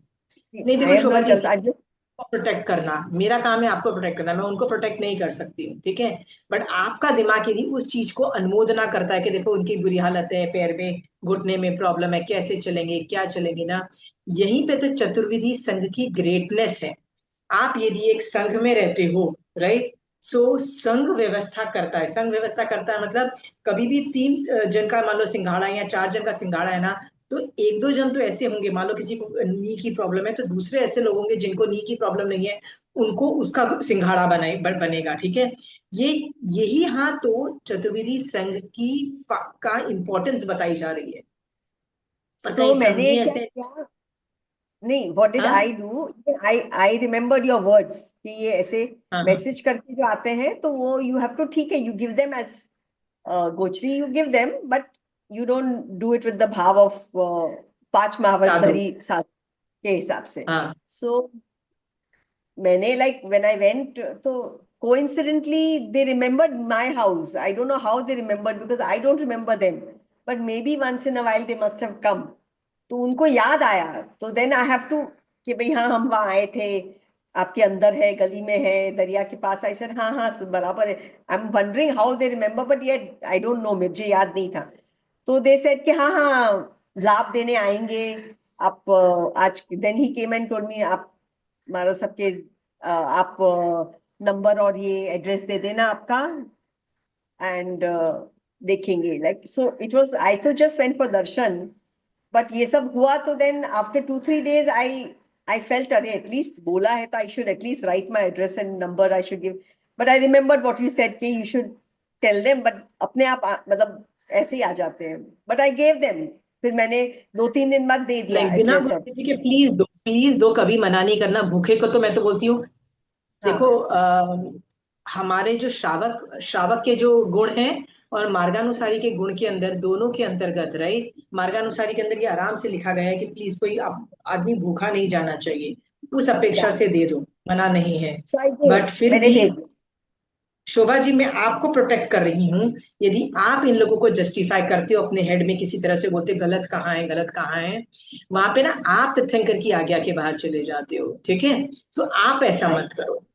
ठीक है. No I will. तो अब जिस आई संघ में जस्ट, 3 जन, तो अभी वंदना भी जब करते हैं, अभी वो व्याख्यान देते हैं, तो अगर वंदना भी करते हैं तो आई ट्राई टू से 5 महाधारी साधु को वंदना कर रही हूँ. आई से दैट. हाँ, I say that and remove it. The thing याद रखना, जो जिनको नी प्रॉब्लम है ना, वो है ना, वो आसपास के घर में जा सकते हैं, पड़ोस के घर में जा सकते हैं. पड़ोस का मतलब होता है जो ग्राउंड फ्लोर में जिनके घर हैं वहां वहां चले जाते हैं. कोविड में भी ऐसे ही था, ज्यादा मूवमेंट वाज नॉट अलाउड, तो आस पड़ोस में से जाके कुछ ले लिया जाता था ना. वो भी तब इमरजेंसी स्टेट आई थी कि हमारी बहुत कुछ है, भी कर दिया था. बहुत पास में बहुत घर है, बहुत बहुत घर है पास पास में भी. हाँ, तो जैन के ऐसे करो बहुत कि घर. फोन करना, टिफिन लाना definitely never was never allowed, will never be allowed. ठीक है. हाँ, आप एक घर से जाके थोड़ा ज्यादा भी ले लोगे तो भी चलेगा, इतना भी कर सकते, पर टिफिन विफिन नहीं. ये सब इसलिए बोल रही हूँ कि चतुर्विधि संघ की ग्रेटनेस ये है कि वो बीमार जो लोग होते हैं, जैसे मेरी साधु और नी प्रॉब्लम है, सो मैं नहीं इतना कर सकती हूँ, तो दूसरे साधु मुझे हेल्प करते हैं. तो ग्रुप्स इतने यदि छोटे बन जाते हैं कि एक संघ है जिसमें 3 साधु ही है और कोई है ही नहीं, इनको किसी और ग्रुप के अंदर अमेलगेमेट हो जाना चाहिए, अपने आप हो जाना चाहिए. क्योंकि आगे जाके 1 या 2 सन की डेथ हो गई और अकेला रह गया, वो क्या करेगा वो जीव. और अकेले विहार का तो अलाउड ही नहीं है, आपको तो ये भी पता है, वो साधुपना ही नहीं रहेगा. राइट. क्योंकि जिनकल्पी और वो क्या नाम है, एकल विहारी परिमा, ये सब कुछ बंद हो चुका है, सब कुछ विच्छेद हो चुका है. आगम तो यहाँ तक बोल देता है, यदि कोई आदमी अकेला विचरण करता है ना, साधुपना ही नहीं है, ऐसा बोल दिया आगे जाके. ठीक है. So I think Shobha ji, you should be very strict about that, कि आप अपने मन से उसकी अनुमोदना ना करो. किसी को कुछ पूछना है इसमें, या विनीता जी? साधुपना नहीं है तो उनको क्या हम कुसाधु बोलेंगे? कुसाधु नहीं बोलोगे, कुसाधु तो बोलना ही नहीं है, नहीं नहीं वर्ड है, पर वो साधुपना भी नहीं दिख रहा है तो वंदन नमस्कार नहीं करो तो चलेगा. राइट. उनसे और करो उनसे तो, ज्यादा. हाँ, और कर लिया तो वंदन देखो नमस्कार. वो आप अपने श्रावक के 12 व्रत में देखो, जैसे मेरे श्रावक के 12 व्रत के अंदर अलाउड नहीं है मुझे. ठीक है, कि मैं वंदन नमस्कार करूं मॉडर्नाइज साधु को, मेरे को अलाउड नहीं है. मैंने वो हाँ, पचकान लिए हुए हैं. और यदि मैं कर देती हूँ इमोशनल प्रेशर की वजह से, जैसे होता है ना इमोशनल प्रेशर, जैसे आप मेरे घर आए, आप तो मेरे बड़े अच्छे मतलब स्टूडेंट हो, और वो, और आपको बुरा लगेगा कि यार मेरे साधु को नहीं किया, और वो दिख रहा है कि वो रूल्स वायलेट कर रहे हैं, तो इमोशनल प्रेशर में आके ये मान लो मैंने वंदन नमस्कार कर दिया, इन दैट केस मैं उसका प्रायश्चित लेती हूँ. मतलब मैं उसका प्रायश्चित ले लेती हूँ, मेरे को प्रायश्चित आता है और मैं लेती हूँ. मैं कई बार तो महाराज के दर्शन करने गई थी, पता था मुझे बाकुश में मॉडर्नाइज है, आते हैं. तो मैंने दूर से, नहीं बकुश ये सब नहीं होता, बकुश भी बहुत नहीं है. मैं दूर से उनको जय जिनेन्द्र कर देती हूँ, हाथ जोड़ के जय जिनेन्द्र, क्योंकि जय जिनेन्द्र तो हम किसी को भी बोल सकते हैं. मैं श्रावक को भी कर सकती हूँ, मैं साधु को भी कर सकती हूँ, जिनेन्द्र भगवान की जय बोलूँ, पर मैं आपकी जय नहीं बोलूंगी इन दैट केस. ठीक है, मैं आपको वंदन नमस्कार नहीं. तो मैं तो कितनी बार, मैंने एक आचार्य को मिली, मुझे पता था कि जहां मैं जा रही हूँ पूरा मॉडर्नाइज्ड है, पर मुझे किसी को जाना पड़ा, वो एक महाराज साहब को पढ़ाने के लिए. ठीक है, कोई टॉपिक पढ़ना था, तो जबरदस्ती मैं गई भी. अब वहां पे आचार्य भगवान भी थे, मैं आचार्य भगवान के वहां पे भी दर्शन में दूर से खड़ी रही, हाथ जोड़े, जय जिनेन्द्र किया, I moved on. I am not going to do vandana. It's okay, it's okay. जो दिख रहा है रूल्स फॉलो नहीं कर रहा है, मैं क्या करूं. मेरा आगम अलाउ नहीं कर रहा है, मेरा आचारांग सूत्र अलाउ नहीं कर रहा है, मैं कैसे तीर्थंकर की आगे, मुझे अपना श्रावक पना बचाना है ना. ठीक है, मुझे ऑप्टिक्स नहीं करने हैं. समझ में आ गया? हाँ जी. मैं अनादर नहीं कर रही, मैं डिसरिस्पेक्ट नहीं करती, मैं बुरा नहीं बोल रही हूँ, मैं किसी को लुक डाउन भी नहीं कर रही हूँ विनीता जी. ठीक है. मैं यहाँ तक कि जब उन्होंने बोला कि आके हमको ये वाला टॉपिक पढ़ाओ, तो मैं मना भी कर सकती थी कि नहीं नहीं मैं ऐसे संघ में नहीं जाऊंगी। मैंने नहीं, उनको सीखना है, वो जीव मोक्ष में जा सकता है, क्या पता अंदर से वो जीव सम्यक दर्शन में वापस स्थिर हो जाए मेरे पढ़ाने से। तो इस बात को सोच के मैं गई, मैंने उनको पढ़ाया, जो मांगा किया मैंने। उनको उनको भी मैंने वंदन नमस्कार नहीं किया, उनको भी जय जिनेन्द्र बोला, उनको प्रॉब्लम नहीं थी, मैंने उनको पढ़ाया। फिर मैं निकल के आचार्य भगवंत के वहां गई, उनको भी जय जिनेन्द्र किया, थोड़ी देर मैंने देखा, देन आई केम बैक। कोई मांग पर रहा है हेल्प आश्विनी क्यों? से वो 5 महाव्रत पालते हैं, 5 समिति, 3 गुप्ती शुद्ध आराधते हैं, इतना सब वो करते हैं, उसके बाद भी हम उनको साधु नहीं मानेंगे? आगम बोल रहा है, आगम बोल रहा है तो ठीक है, आगम आपका बोल रहा है, आपके पास भी तो आगम है ही ना विनीता जी, है, चेक नहीं करो। बोल रहा है। पर आगम में एक जगह कहा मैंने पढ़ा था कि पहले लिखा है कि जो साधु लोग लिख भी नहीं सकते हैं और साधु लोग शब्द भी नहीं पढ़ सकते हैं, शब्द भी नहीं पढ़ सकते? मतलब किताब नहीं पढ़ सकते हैं। कहाँ लिखा है? मैं किताब आपको नहीं पढ़ बताती हूँ सकते? पूछ के। हाँ, लिख नहीं सकते हैं। लिख सकते हैं, प्रिंट नहीं कर सकते, प्रिंटिंग और जेरोक्सेस आर नॉट अलाउड। उसमें जो अग्नि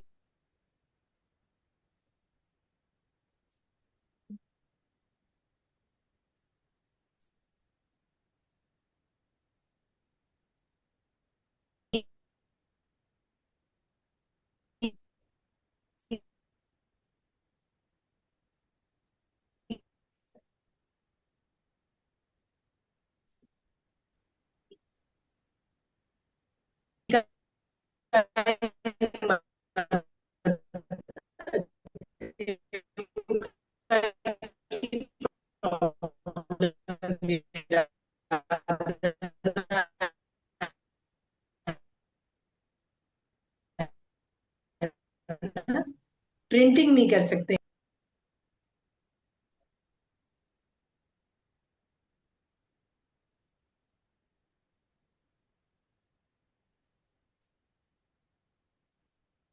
आवाज नहीं आ रही है।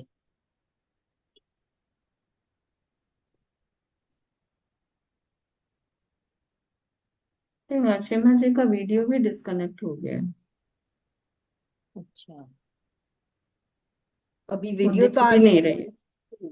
हाँ नाउ। अब Ashima ji we lost you in between, आपको आवाज भी नहीं आ रहा था। There's no volume.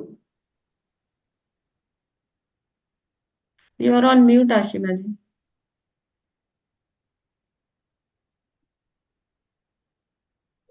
वेदु अभी ठीक है? हाँ अभी अभी आ वीडियो रहा ठीक है, है? आवाज भी आ रहा है, अभी बट भी नहीं आ बीच रहा में है? अभी आ रहा है। अभी आ रहा है तो ठीक है, we will go from here, ठीक है। या पहले कुछ गड़बड़ हो गया था, मेरा इंटरनेट की प्रॉब्लम्स हो रही है। अब चेंज द रूम ना, इसलिए प्रॉब्लम है। 1 महीना ये सब चलेगा थोड़ा थोड़ा।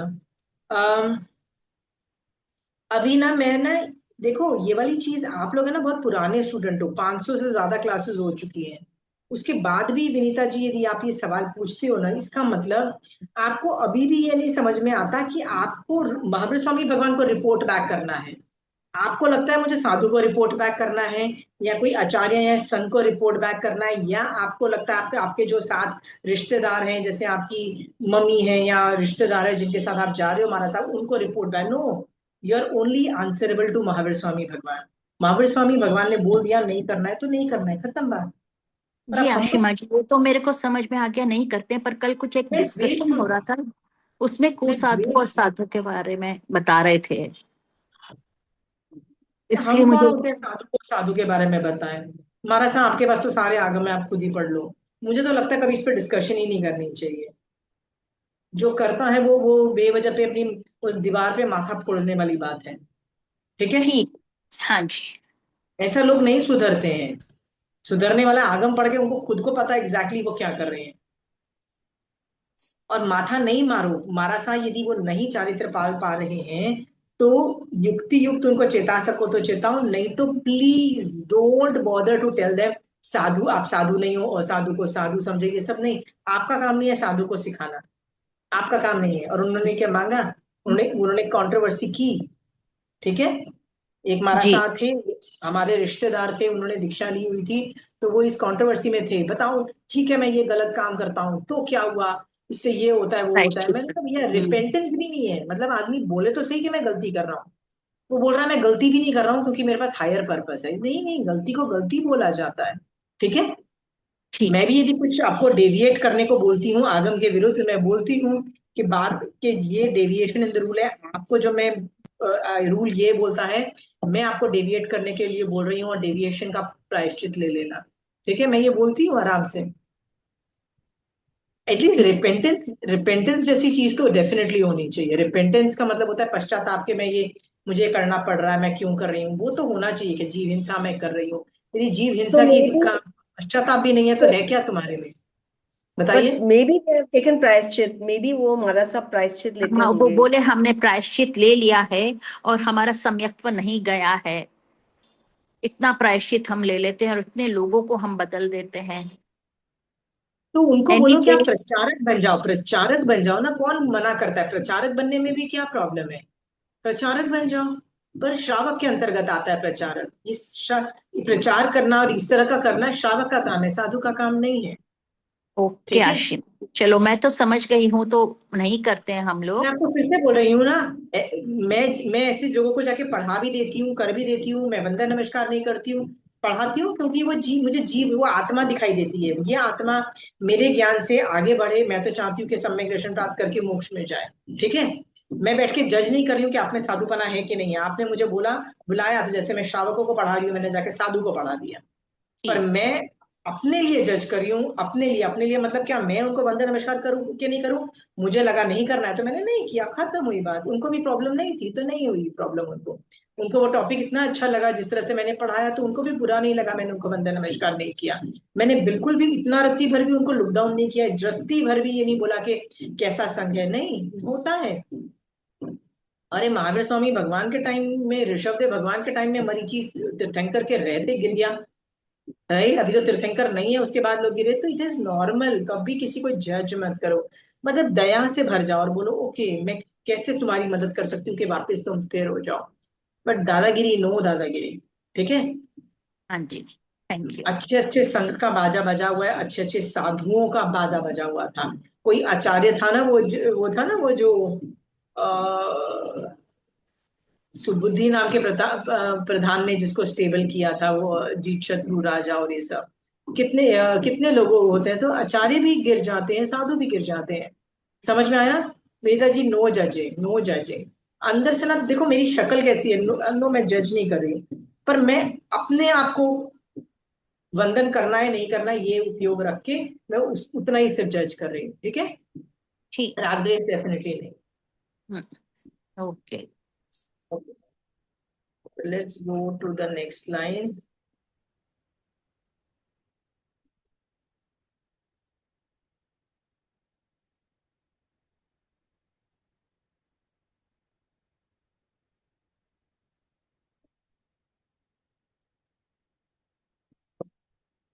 चलिए यहाँ पे पढ़िए।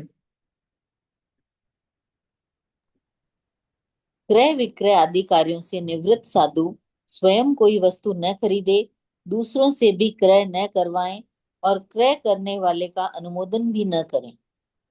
आपने कभी सुना है कि मारासा के लिए हम कुछ कपड़े ले लेते हैं, वाइट कपड़े ले लेते हैं, मारासा के लिए ब्लैंकेट्स ले लेते हैं, ठीक। मारासा के लिए ओगा ले लेते हैं, और मारासा के लिए उपाश्रा बना देते हैं, मारासा के लिए उपाश्रय में टेबल बना देते हैं, मारासा के लिए उपाश्रय में टेबल, सोने का बेड टाइप, वो लकड़ी का जो तखत टाइप होता है ना, मतलब उसको क्या बोलते हैं, मतलब पाटा। टेबल जो मतलब, पाटा। हाँ, पाटा, पाटा बोलते हैं, हाँ पाटा तखत बोलते हैं, ठीक है।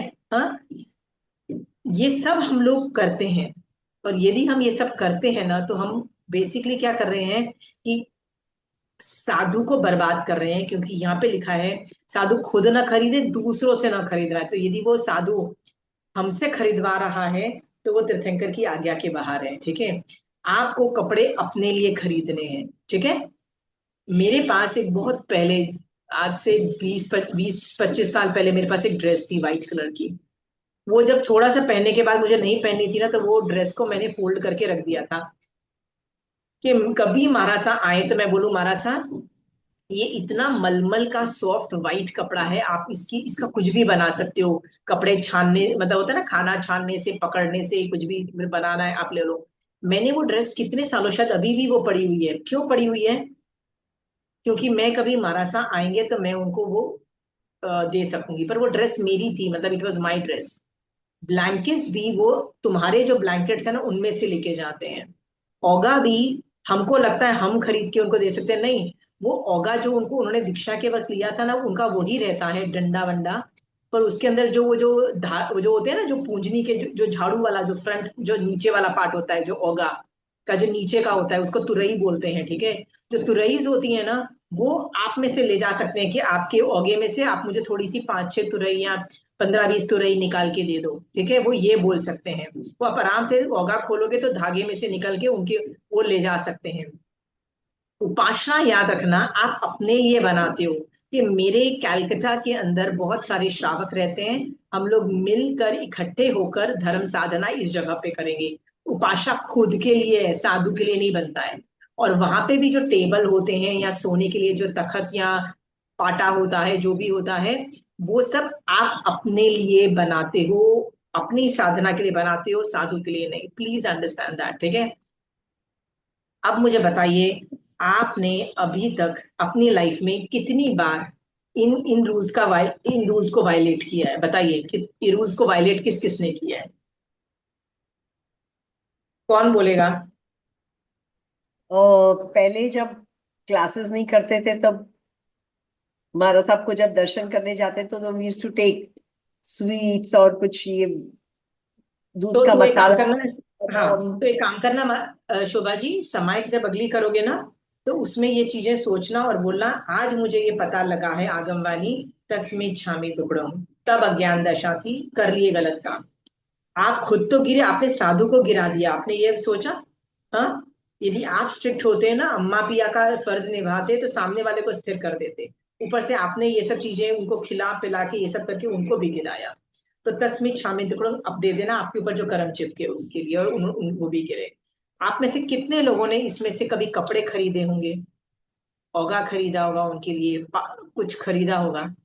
आशिमा देखो, जी। जब जब दीक्षा लेते हैं वो खरीदा जाता है, याद रखना। कभी भी कोई जीव साधु बनता है ना, तो उसके लिए बाजार से महंगे कपड़े, महंगे से महंगे ओगा, महंगा से महंगा का वर्णन आगम में भी आता है, वो तब वो खरीदते हैं।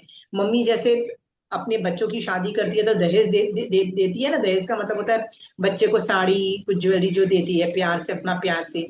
वैसे ही दीक्षा में मम्मी, जो मम्मी पापा होते हैं या जो उनको प्यार करते हैं ना, वो भी उनको कुछ औगा बर्तन और ये सब देते हैं। पर उसके बाद उनको गोचरी से ही लेना पड़ता है। आपने जहां जहां वायलेट किया है उसके बारे में सोचना और तस्मीर छामी तुरंत दे देना। रंजू जी, कभी कोई कपड़ा खरीद के दिया है महाराजा को? हाँ, रजनी जी, कभी उपाश्रा बनवाया है, साधु के लिए उपाश्रा बनाया है? हाँ। मैंने कपड़ा तो नहीं दिया सीमा जी, पर पहले जब नहीं जानते थे तो जैसे भोजन बना के ले जाना और फिर साधुओं को खिलाना और खुद भी वहीं खाना, ऐसा एक आधिवार किया है। तो एक या काम जैसे करो, तस्वीर शामिल टुकड़म कर दो ना। मैंने बोला ना सामायिक में बैठ के, तब अज्ञान दशा थी, अभी ज्ञान में, अभी मैं ये काम नहीं करूंगी, साधु को मैं ललचाऊंगी नहीं। आप लेके जाओगे तो ललचा ही रहे हो ना, गलती तो आप ही तो ललचा के गिराते हो ना। राइट, अच्छे श्रावक नहीं गिराते हैं, राइट। सो जिसने जो गलती कर दिया, तस्मीर छामी टुकड़म कर लेना अपने अपने जगह पे, फ्यूचर में नहीं करोगे। महाराज सा कभी अपने घर में आए तो बहुत कुछ मैंने बताया ना, ओगे की वो जो तुरई, जो आपको समझ में आ गया ना, ओगे की तुरई को क्या बोलते हैं, ठीक है। नीचे के वो डाल के ले जाते हैं, कभी वो धागा रस्सी भी ले जाते हैं कि मेरी रस्सी टूट गई है, रस्सी दे दो। राइट। कोई कपड़ा, वाइट कपड़ा कभी भी कोई बड़ा हो, जैसे आपके घर की चादरें, चादरें तो हम ऊपर लेने की वाइट लेते हैं ना, कभी कभी वो वाइट चादर भी ले जाते हैं। हमारा सा ये है, आपको कुछ कपड़ा भाई याद रखना। चौमासे के जो 4 महीने होते हैं ना, तब वो कपड़े और ये सब चीजें नहीं लेते हैं, नहीं लेते हैं। उसके पहले और बाद में ले सकते हैं, ठीक है। तो आप चीजें निकाल के पहले अलग से एक जगह पे रख सकते हो, मतलब ऐसी सूझती जगह पे रख सकते हो। जैसे मेरे हमेशा सूझती जगह पे मेरा वो ड्रेस हमेशा पड़ी रहती थी, क्या पता मारासा कभी कपड़ा ले जाए। राइट। और मारासा आए तो ये पूछ लो, मारासा आपको व्हाइट कपड़ा चाहिए? मारासा मेरे पास ऐसे ऐसा कपड़ा है, again dress somebody gave me, मैंने कुछ कुछ दिन जब पहना था, फिर मैंने उठा के रख दिया। इतना बढ़िया, वो जो सॉफ्ट कॉटन नहीं होता है, जो असली कॉटन, जो जिसको बोलते हैं मलमल मलमल। का, ऐसा मैंने रख दिया था। सो मारासा नहीं लेके गए अभी तक, वो बात अलग है, दैट्स अ डिफरेंट थिंग। आपको रूल्स फॉलो करने हैं, ठीक है। जैसे मैं या पूछ रही हूँ, जैसे कि जैसे नई दीक्षा कुछ होती है, तब अपन हाँ, जो कपड़ा से दान करते हैं, और उसमें भी बहुत अच्छा होता है क्या? वो भी करना चाहिए या नहीं? दान करते हो मतलब वो साधु को जैसे देते कि हो? साधु को नहीं देते हैं, जैसे कि जैसे दीक्षा हो रही है किसी की, तो अपने हाँ, उनके उनके फैमिली वालों को देते हैं, वो लोग सब इकट्ठा करके वहां पे देते हैं महाराज के। तो ऐसा करना चाहिए क्या?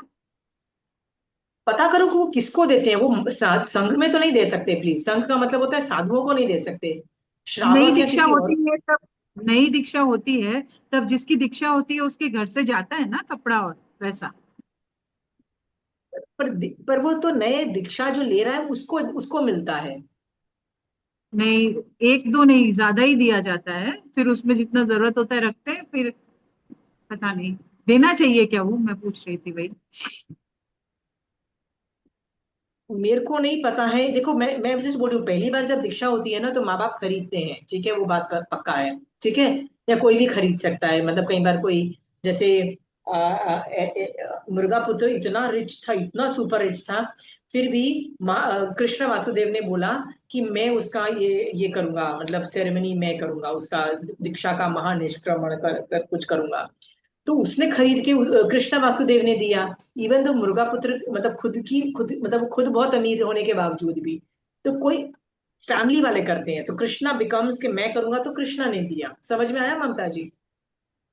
पर आप ये बोल हाँ रहे नहीं, हो कि वो सब ठीक है। लोग दे रहे हैं और सारी चीजें उठा के संघ को जा रही है, मतलब साधुओं को, ऐसा कभी नहीं सुना। संघ को कभी नहीं जा सकती, साधु ले भी नहीं सकते हैं। वो तो एक आदमी जो जा रहा है वही लेके आएगा बस संघ में, और कुछ नहीं लेना बोलेगा, ठीक है।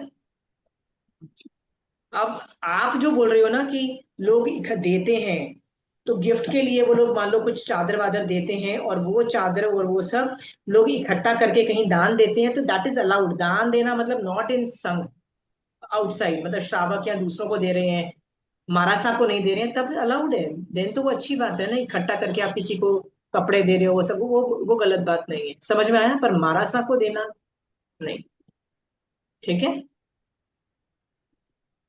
Thank you. और किसी को कोई सवाल है इस पे? अब मैं ये इस पे एक चीज और ऐड कर रही हूँ कि ये जो रूल है ना, ये साधुओं के लिए अप्लाई होता है, श्रावकों के लिए अप्लाई नहीं होता है। पर ये आकर ना सामायिक, अपनी खुद की सामायिक के लिए भी यूज करो। मैं इसको एग्जाम्पल तौर पे देती हूँ। जो कपड़े आपने पहने हुए हैं ना, वही कपड़े पहन के आप सामायिक करने घर में बैठ जाओ।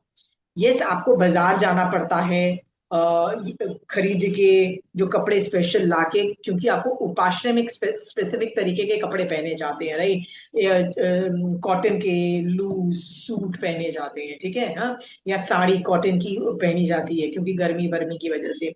तो वहां पे आपको खुद खरीद के कर रहे हो तो मैं मना नहीं कर रही हूँ, वो तो करना पड़ेगा।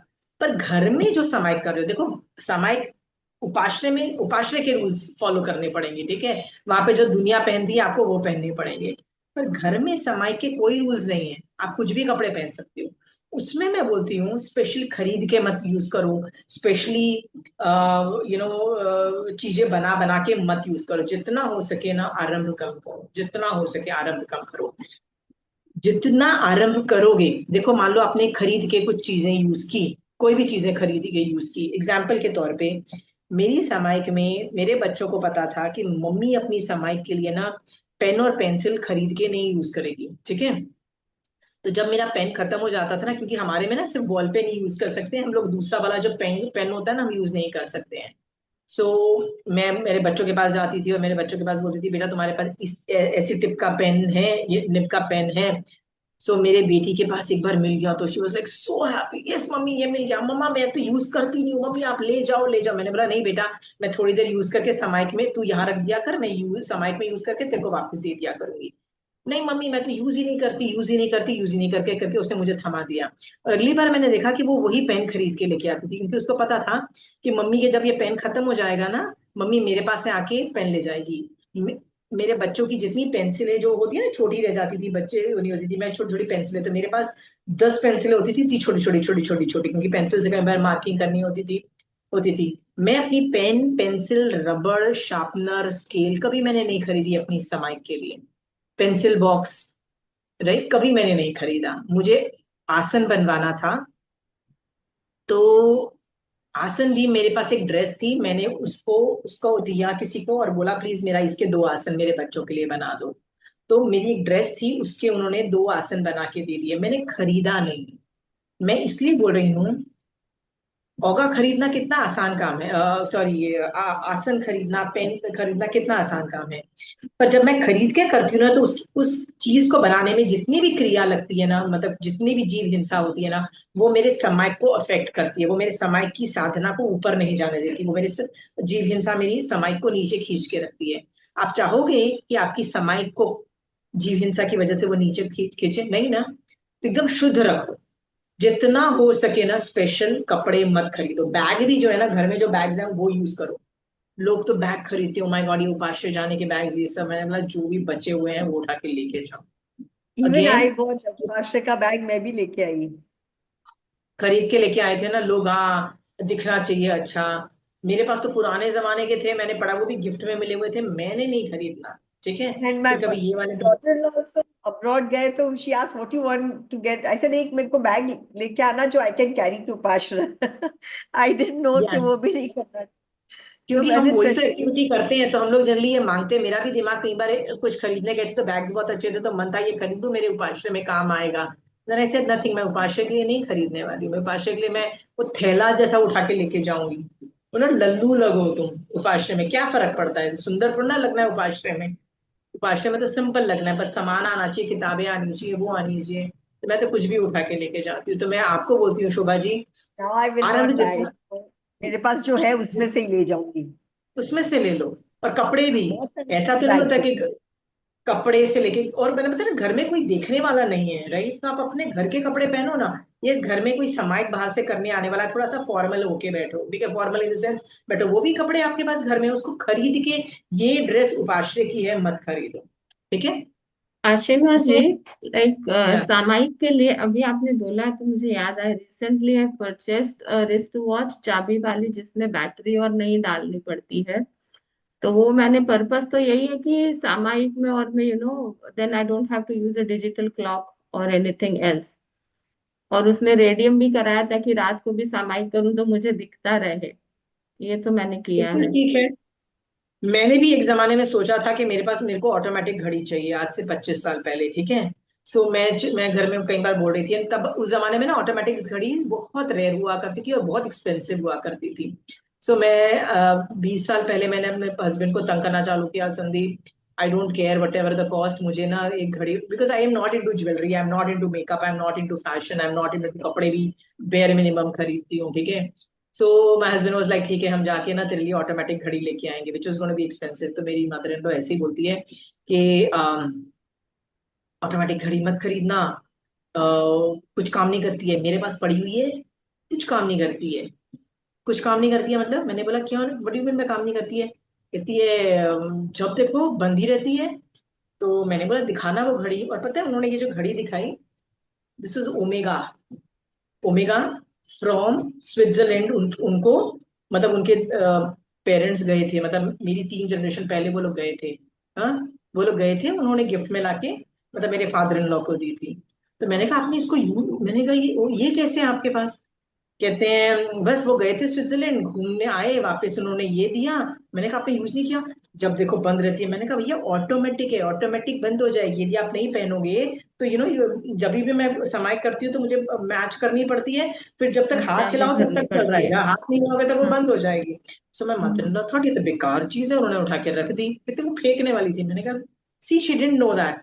मैंने कहा मुझे दे दो। मैंने ली वो घड़ी। Sunita, just I am talking about the करम उदय, ठीक है। मैंने वो घड़ी ली, I went to a shop, तो उसने मुझे बोला कि इसकी तो सर्विसिंग का ही कॉस्ट 11,000 रुपीज है। 20 साल पहले की बात बता रही हूँ, 11,000 इज सर्विसिंग कॉस्ट। उसमें यदि कोई कंपोनेंट चेंज करना होगा उसका कॉस्ट अलग। उसने मेरे काफी पैसे लिए, और उसने मैंने मतलब ये वाइट डायल किया, रोडियम वो करवाया, मैंने वो खर्चा किया, ठीक है सुनीता, गॉट इट। और मेरे पास ये घड़ी तब से है। So I am wearing Omega automatic, right, जो विंटेज वैल्यू वाला भी है। एंड आई ऑलवेज थिंक ये कर्माधीन है ना, कर्मों में मुझे और किसी चीज का शौक नहीं है। आई am not into makeup jewellery, किसी चीज का शौक नहीं है, but I like the watch and specially मेरी समाई की वॉच इज वेरी डिजाइन, बिना चाबी वाले ने, और एवरीथिंग वो पहले से कहीं पे आके आके पहले से ही थी। सुनीता, आई वाज शॉक्ड कि ये इतने साल पहले वो चीज वहां पे उत्पन्न हो गई, अंडरस्टूड, जो मुझे मिलने वाली थी automatic. I didn't even bye. Yes, मैंने उसकी सर्विस कराई, मुझे बार बार इसको सर्विस करवानी पड़ती है, हर 3-4 साल के बाद, 5 साल के बाद मुझे ढेर सारे पैसे खर्च करने हैं, उसमें तो एक नई घड़ी आ जाए, पर ठीक है, उतने मुझे सर्विस में करके करनी पड़ती है। अब घड़ी का जो तुम बोल रही हो ना, ये चीज नहीं यूज होती है, तो ये तुम खरीद रही हो तो गलत नहीं कर रही हो, ठीक है, पर मैं ये वाली घड़ी, फिर तुम जो खरीद लिया ना वो हर जगह यूज करो, फिर हाँ, गोल्ड वो तो गोल्ड फिर मैं पहन के ही रखूंगी, नॉट के खाली सामाई कर रही हूँ तो पहनूंगी, इट विल हाँ बी वो लाइक समझ ऑन माई गई। रिस्ट। हाँ, क्योंकि वैसे भी देखो तुम सुनीता, घड़ी तो खरीदोगी ना कभी तो अपने अपने पर्सनल यूज के लिए, तो फिर तुम और घड़ी मत खरीदना, इसी को यूज करते हाँ, जाओ हर और जगह। नहीं, like I am not into all this, ठीक है। और जैसे पेन और है, वो भी मैंने अपनी पढ़ाई के लिए खरीदे जब मैं एमए कर रही थी तब, तो वही है, या मैं लिखती करती हूँ क्लासेस और का उनके लिए है, तो उसी ठीक है, से तो यूज करती हूँ। तुमने जो कि क्लासेस कर रहे थे, तुम तो कॉलेज की एग्जाम्स दे रही थी और ये सब कर रही थी ना, तो उसके लिए तुमने यदि लैपटॉप खरीदा, वो सब कुछ खरीदा, मोबाइल हम्म। खरीदा, ठीक है, मैं मना नहीं कर रही हूँ, ठीक है, पर तुम्हारे घर में कोई बच्चा भी नहीं है जिसकी तुम पेन ले सको। आज आज के 5 साल के बाद मेरे नहीं। घर में भी जब बच्चे नहीं होंगे, तो क्या पता मुझे भी पेन खरीदने पड़ जाए, पेंसिल खरीदनी पड़ जाए, दैट इज डिफरेंट। मैं ये कह रही हूँ, try to source out from इधर और उधर, क्योंकि हमारे पास तो ऑप्शन है ना, हम तो खरीद के कर भी सकते हैं। साधु के लिए टोटल बैन है, हम तो नई ऑप्शन है तो खरीदना पड़ेगा।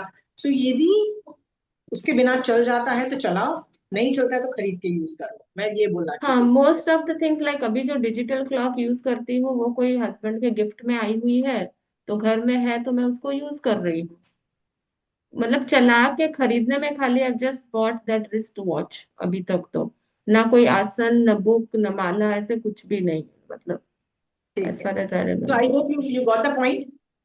रजनी जी, गॉट आपके इट। पास कितनी चीजें खरीद के, सोचो कितनी चीजें आप मिनिमाइज कर सकते हो तो करो, मिनिमाइज करनी है, राइट।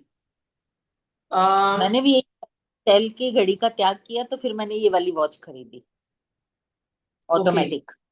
जी। ऑटोमेटिक, और पर वो हर जगह यूज करो फिर। हाँ हाँ, सो बिल्कुल वो बस। हाँ आशिमा जी, मेरी वाली वैसे ऑटोमेटिक नहीं है, वो जो पुरानी एचएमटी की नहीं आती थी कि चाबियां भरनी पड़ती है आपको, दैट टाइप। हाँ, तो वो भी ठीक है, उसमें बैटरी नहीं होती है, हाँ, तो बैटरी बिल्कुल नहीं ठीक होती, है। बट हाँ चाबी भरनी पड़ेगी उसमें। वो अब चाबी पुरानी भरना है, वॉच को उन्होंने रिफर्बिश करके दिया है। That is a very good thing, that is almost, it's हाँ। ऑलमोस्ट लाइक अ चाबी वाली घड़ी, चाबी हाँ। वाली हाँ, automatic, all these things work. वही नहीं है तो दीवार वाली घड़ी भी आप यूज कर सकते हो, दैट्स नॉट अ प्रॉब्लम, वो तो यूज होती ही है। वही। We don't have a wall clock in our house, कभी भी नहीं था।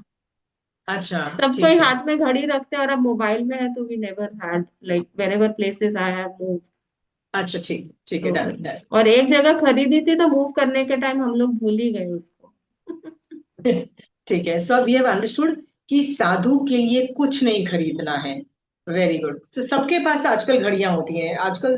प्लीज, घड़ी आजकल तो बहुत इतनी सस्ती सस्ती मिल रही है, 10-10 हजार की भी मैंने ऑटोमेटिक घड़ी देखी है, ठीक है, आजकल तो बहुत अवेलेबल है, तो बाजार में जाओ ले लो। पर ठीक है, जो चीज नहीं सोर्स आउट करते आप तो खरीद सकते हो, साधु तो नहीं खरीद सकता। पर साधु के लिए कुछ नहीं खरीदना। रंजू जी, आप कभी साधु बोल भी देना, आप खरीद के नहीं दोगे, ठीक है, क्या बोलोगे? हाँ, देखते हैं करके आश्वासन दे दोगे और नहीं खरीद के दोगे उन्हें, ठीक है। रजनी जी, कभी कोई महाराज साहब आपको बोले कि प्लीज हमको व्हील चेयर खरीद दो, हमको ये खरीद दो, होता है ना कहीं मेडिकल इक्विपमेंट्स खरीद के दो, तब क्या करोगे? नहीं, मैं पोलाइटली मना कर दूंगी। आप उनको ना बोलोगे, महाराज साहब यहाँ पे ना पास में ही एक वो होता है ना जहाँ पे दवाइयां मिलने वाली दुकान के पास चलते हैं, ठीक है, आप उनसे मांग लीजिएगा, वो आपको आई एम श्योर, मतलब आप अपना बताइएगा कि हमको ऐसे ही दे दो, वो दे देंगे। समझ में आया रजनी जी? उसके आप पैसे बाद में वो दुकानदार को नहीं दोगे। कोई मेडिकल इक्विपमेंट या कोई चीज होती है ना, वो भी खरीद के नहीं दी जाती।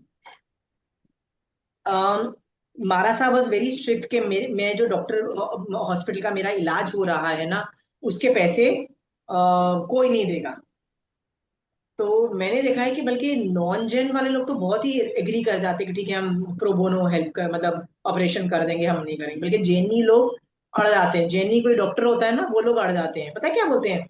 हमको पता है संघ के पास बहुत पैसा है, वो क्यों मना करते हो, क्यों फ्री में करवाना चाहते हो? और मतलब वो होते हैं ना बच्चे जो होते हैं नेक्स्ट जनरेशन, जिन्होंने कभी धर्म नहीं किया होता।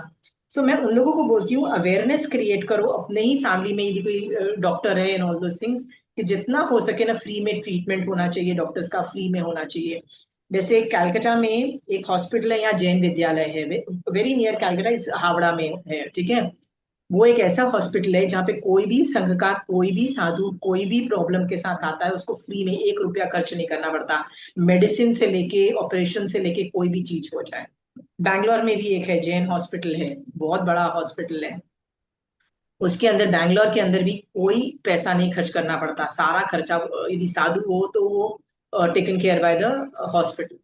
तो ऐसे हर सिटी में कुछ ना कुछ होते हैं, ऐसे संघ बनते हैं। नहीं भी है तो साधु का काम है जाके उनसे बात करना, कन्विंस करना कि आप फ्री में करो। कई श्रावक लोग ऐसे भी करते हैं कि पीछे जाके उनको बोल देते हैं कि आप ऑपरेशन कर दो, हम आपको पीछे से पैसे दे देंगे, आप संघ को बताना मत कि हमने पैसे दिए। ऐसे भी करते हैं और अपना प्यार जताने की कोशिश करते हैं कि देखो हम तो साधु को इतना प्यार करते हैं, हमने पीछे से पैसे दे दिए। Not, that's not good also, that's also ये रूल्स को वायलेट करता है, ठीक है। समझ में आ गया? आज के बाद साधु के लिए कुछ नहीं खरीदा जाएगा, 1 रुपया भी नहीं, ठीक है। तीर्थंकर की आज्ञा को फॉलो किया जाएगा।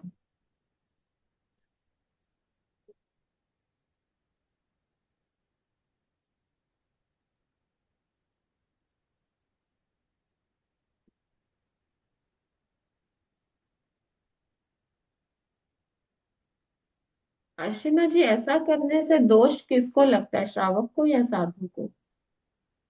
दोनों को लगेगा। दोनों को। दोनों को। क्यों नहीं लगेगा? दोनों को लगेगा। साधु को पता लग जाएगा तो साधु तो रिफ्यूज ही कर देगा।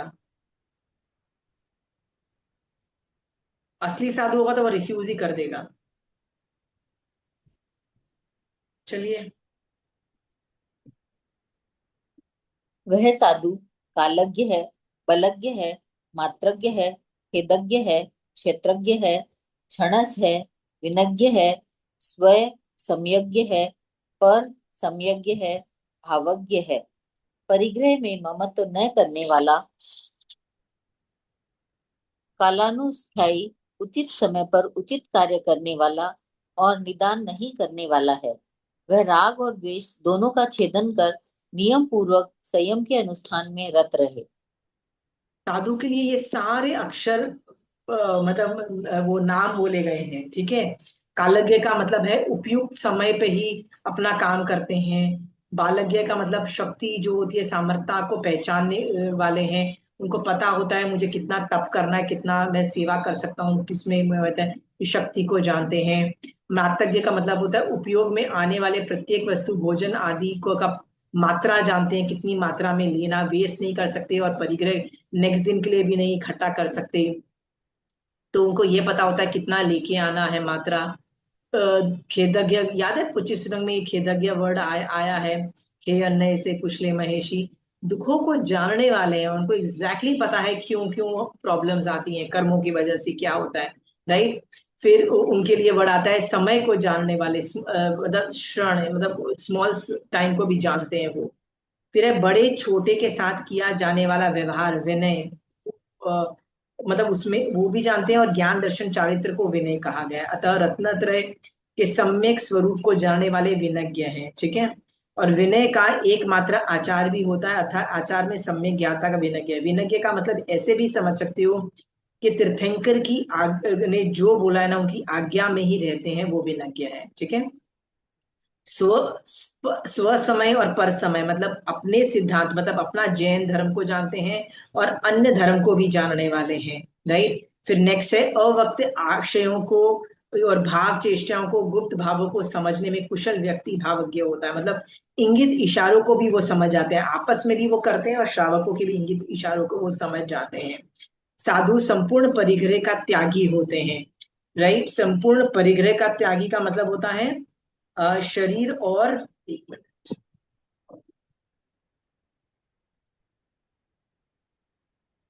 उपकरण में मूर्छा नहीं रखते, मतलब मूर्छा नहीं रखते वो किसी भी चीज में।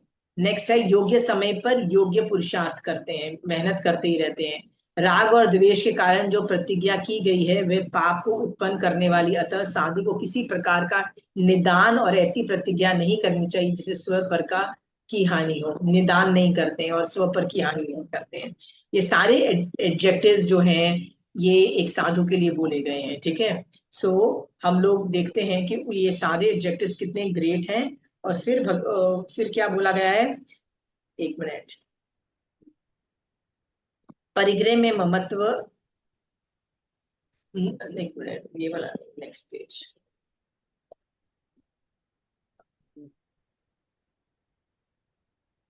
कालानुष्ठान मतलब उचित समय पे करने वाले, निदान नहीं करने। वो ये जिनमें ये क्वालिटीज हैं वो राग द्वेष दोनों का छेदन करके संयम में, अनुष्ठान में ही अंदर रहते हैं और संयम से बाहर आते ही नहीं है, उसी के अंदर रत रहते हैं, ठीक है। तो इसमें किसी को कोई सवाल है? मुझे लग रहा है ये सारे एडजेक्टिव्स ही बता रहे हैं वो क्या करते हैं, ठीक है। नेक्स्ट करते हैं। साधु वस्त्र, पात्र, कंबल, पाद प्रोंचन, स्थान और कटासन संस्कारक को जाने, अर्थात इन उपयोग रखे। सदोष का त्याग कर निर्दोष एवं शुद्ध होने पर ही ग्रहण करें। यही पढ़ रहे हो आप? जी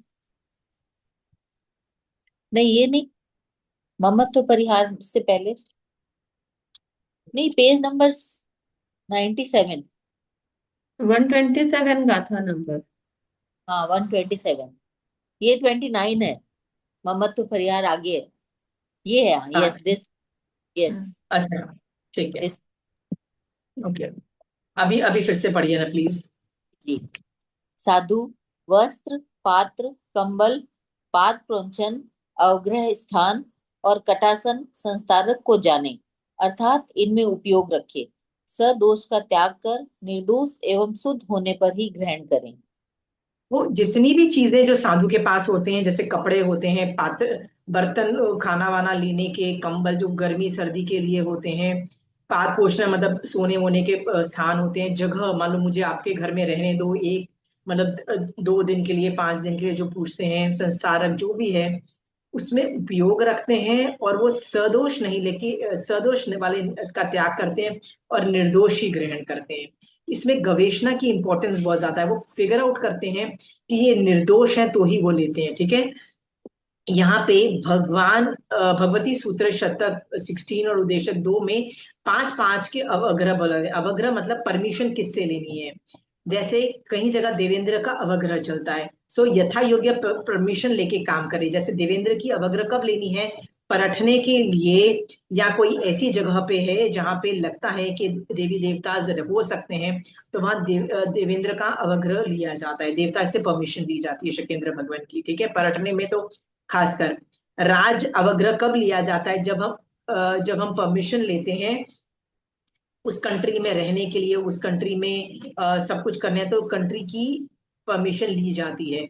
कहते हैं जब इंडिया आजाद हुआ था 1947 के अंदर, तो हमारा एक टीम गई थी, टीम मतलब साधु साध्वी श्रावक श्राविका हमारे प्रेसिडेंट ऑफ इंडिया के पास गए थे और उन्होंने परमिशन मांगी थी कि हमारा जो चतुर्वेदी संघ है वो इंडिया के अंदर रहेगा, और उन्होंने आगे परमिशन दी थी। ऐसा वर्णन कंचन आंटी ने मुझे बोला है, और यदि उन्होंने बोला है तो ये जरूर होगा 1947 में एक बार लिया था। हर बार जब प्रेसिडेंट चेंज होता है तब नहीं लिया जाता है, पर उनसे परमिशन ली गई थी कि आपकी आज्ञा हो तो हमारा चतुर्वेदी संघ इस कंट्री में घूमेगा, ठीक है। उन्होंने परमिशन दी थी, and we are saying that राज अवग्रह इज वेरी इंपॉर्टेंट।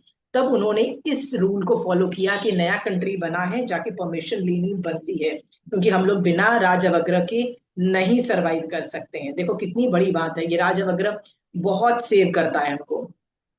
हम अपने आप को हम्बल समझ के कंट्री को ज्यादा इंपॉर्टेंस देके बोलते हैं हम रहने के लिए तैयार हैं। ग्रहपति अवग्रह, मान लो मैं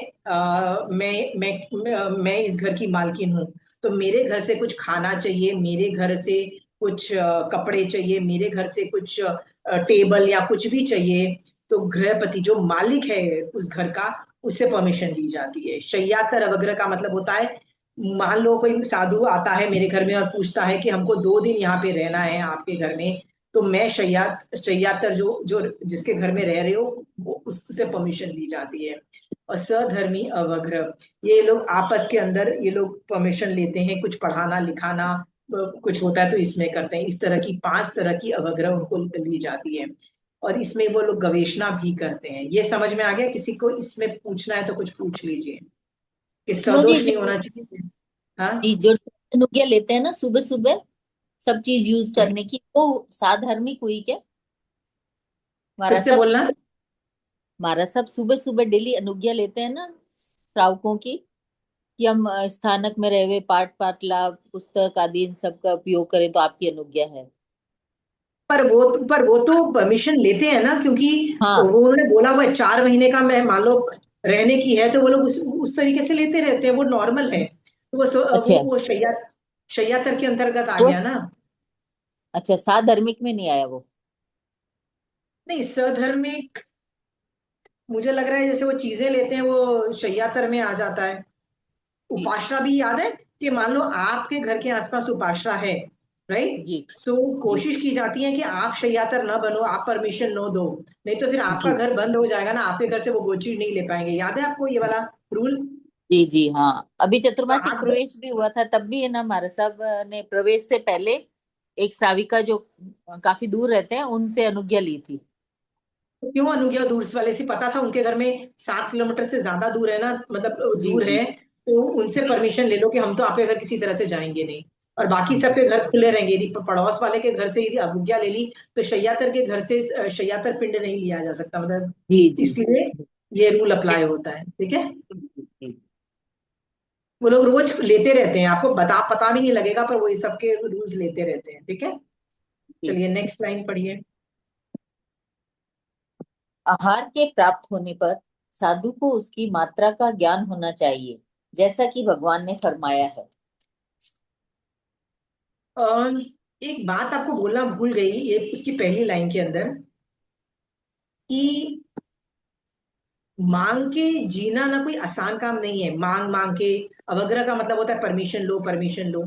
अब मुझे हर चीज आपसे परमिशन ले लेके खानी पड़ेगी, राइट? आप मेरी सास हो, आप मेरी, मुझे अपनी खुद की सास से परमिशन ले लेके खाना पड़ेगा, कपड़े लेने पड़ेंगे, पैसे लेने पड़ेंगे, घूमने जाना है कोई परमिशन लेनी पड़ेगी। तो क्या लाइफ को कोई आसान दिखाई देती है? बताइए, कोई आसान है लाइफ? साधु को हर चीज मांग के जीना पड़ता है, कोई आसान नहीं है। इसीलिए 22 परिशर उत्तराध्यान सूत्र का जो 22 परिशर नाम का सेकेंड चैप्टर है, उसके अंदर मांगना एक परिशर है। मांगना, परमिशन लेना, ये सब लेना डिफिकल्ट माना गया है। ठीक है, चलिए नेक्स्ट लाइन पढ़ते हैं। साधु के लिए 32 कवल, साध्वी के लिए 28 कवल। एक नपुंसक के लिए होता है, जो कि अभी नपुंसक है नहीं, इसलिए उनका प्रमाण नहीं है। 32 कवल, और मात्रा शब्द का आहार के अतिरिक्त वस्त्र पात्र आदि उपकरणों के साथ भी जोड़ना चाहिए। हर चीज का परिमाण है। खाने का बॉयज है तो 32 है, मतलब फीमेल साध्वी है तो 28 है कवल। कवल का भी साइज फिक्स्ड है, वो अंडा जो होता है ना, वो साइज का एक कवल माना गया है। ये दिन की बात हो रही है, एक टाइम भोजन की नहीं हो रही है, पूरे डे की बात हो रही है।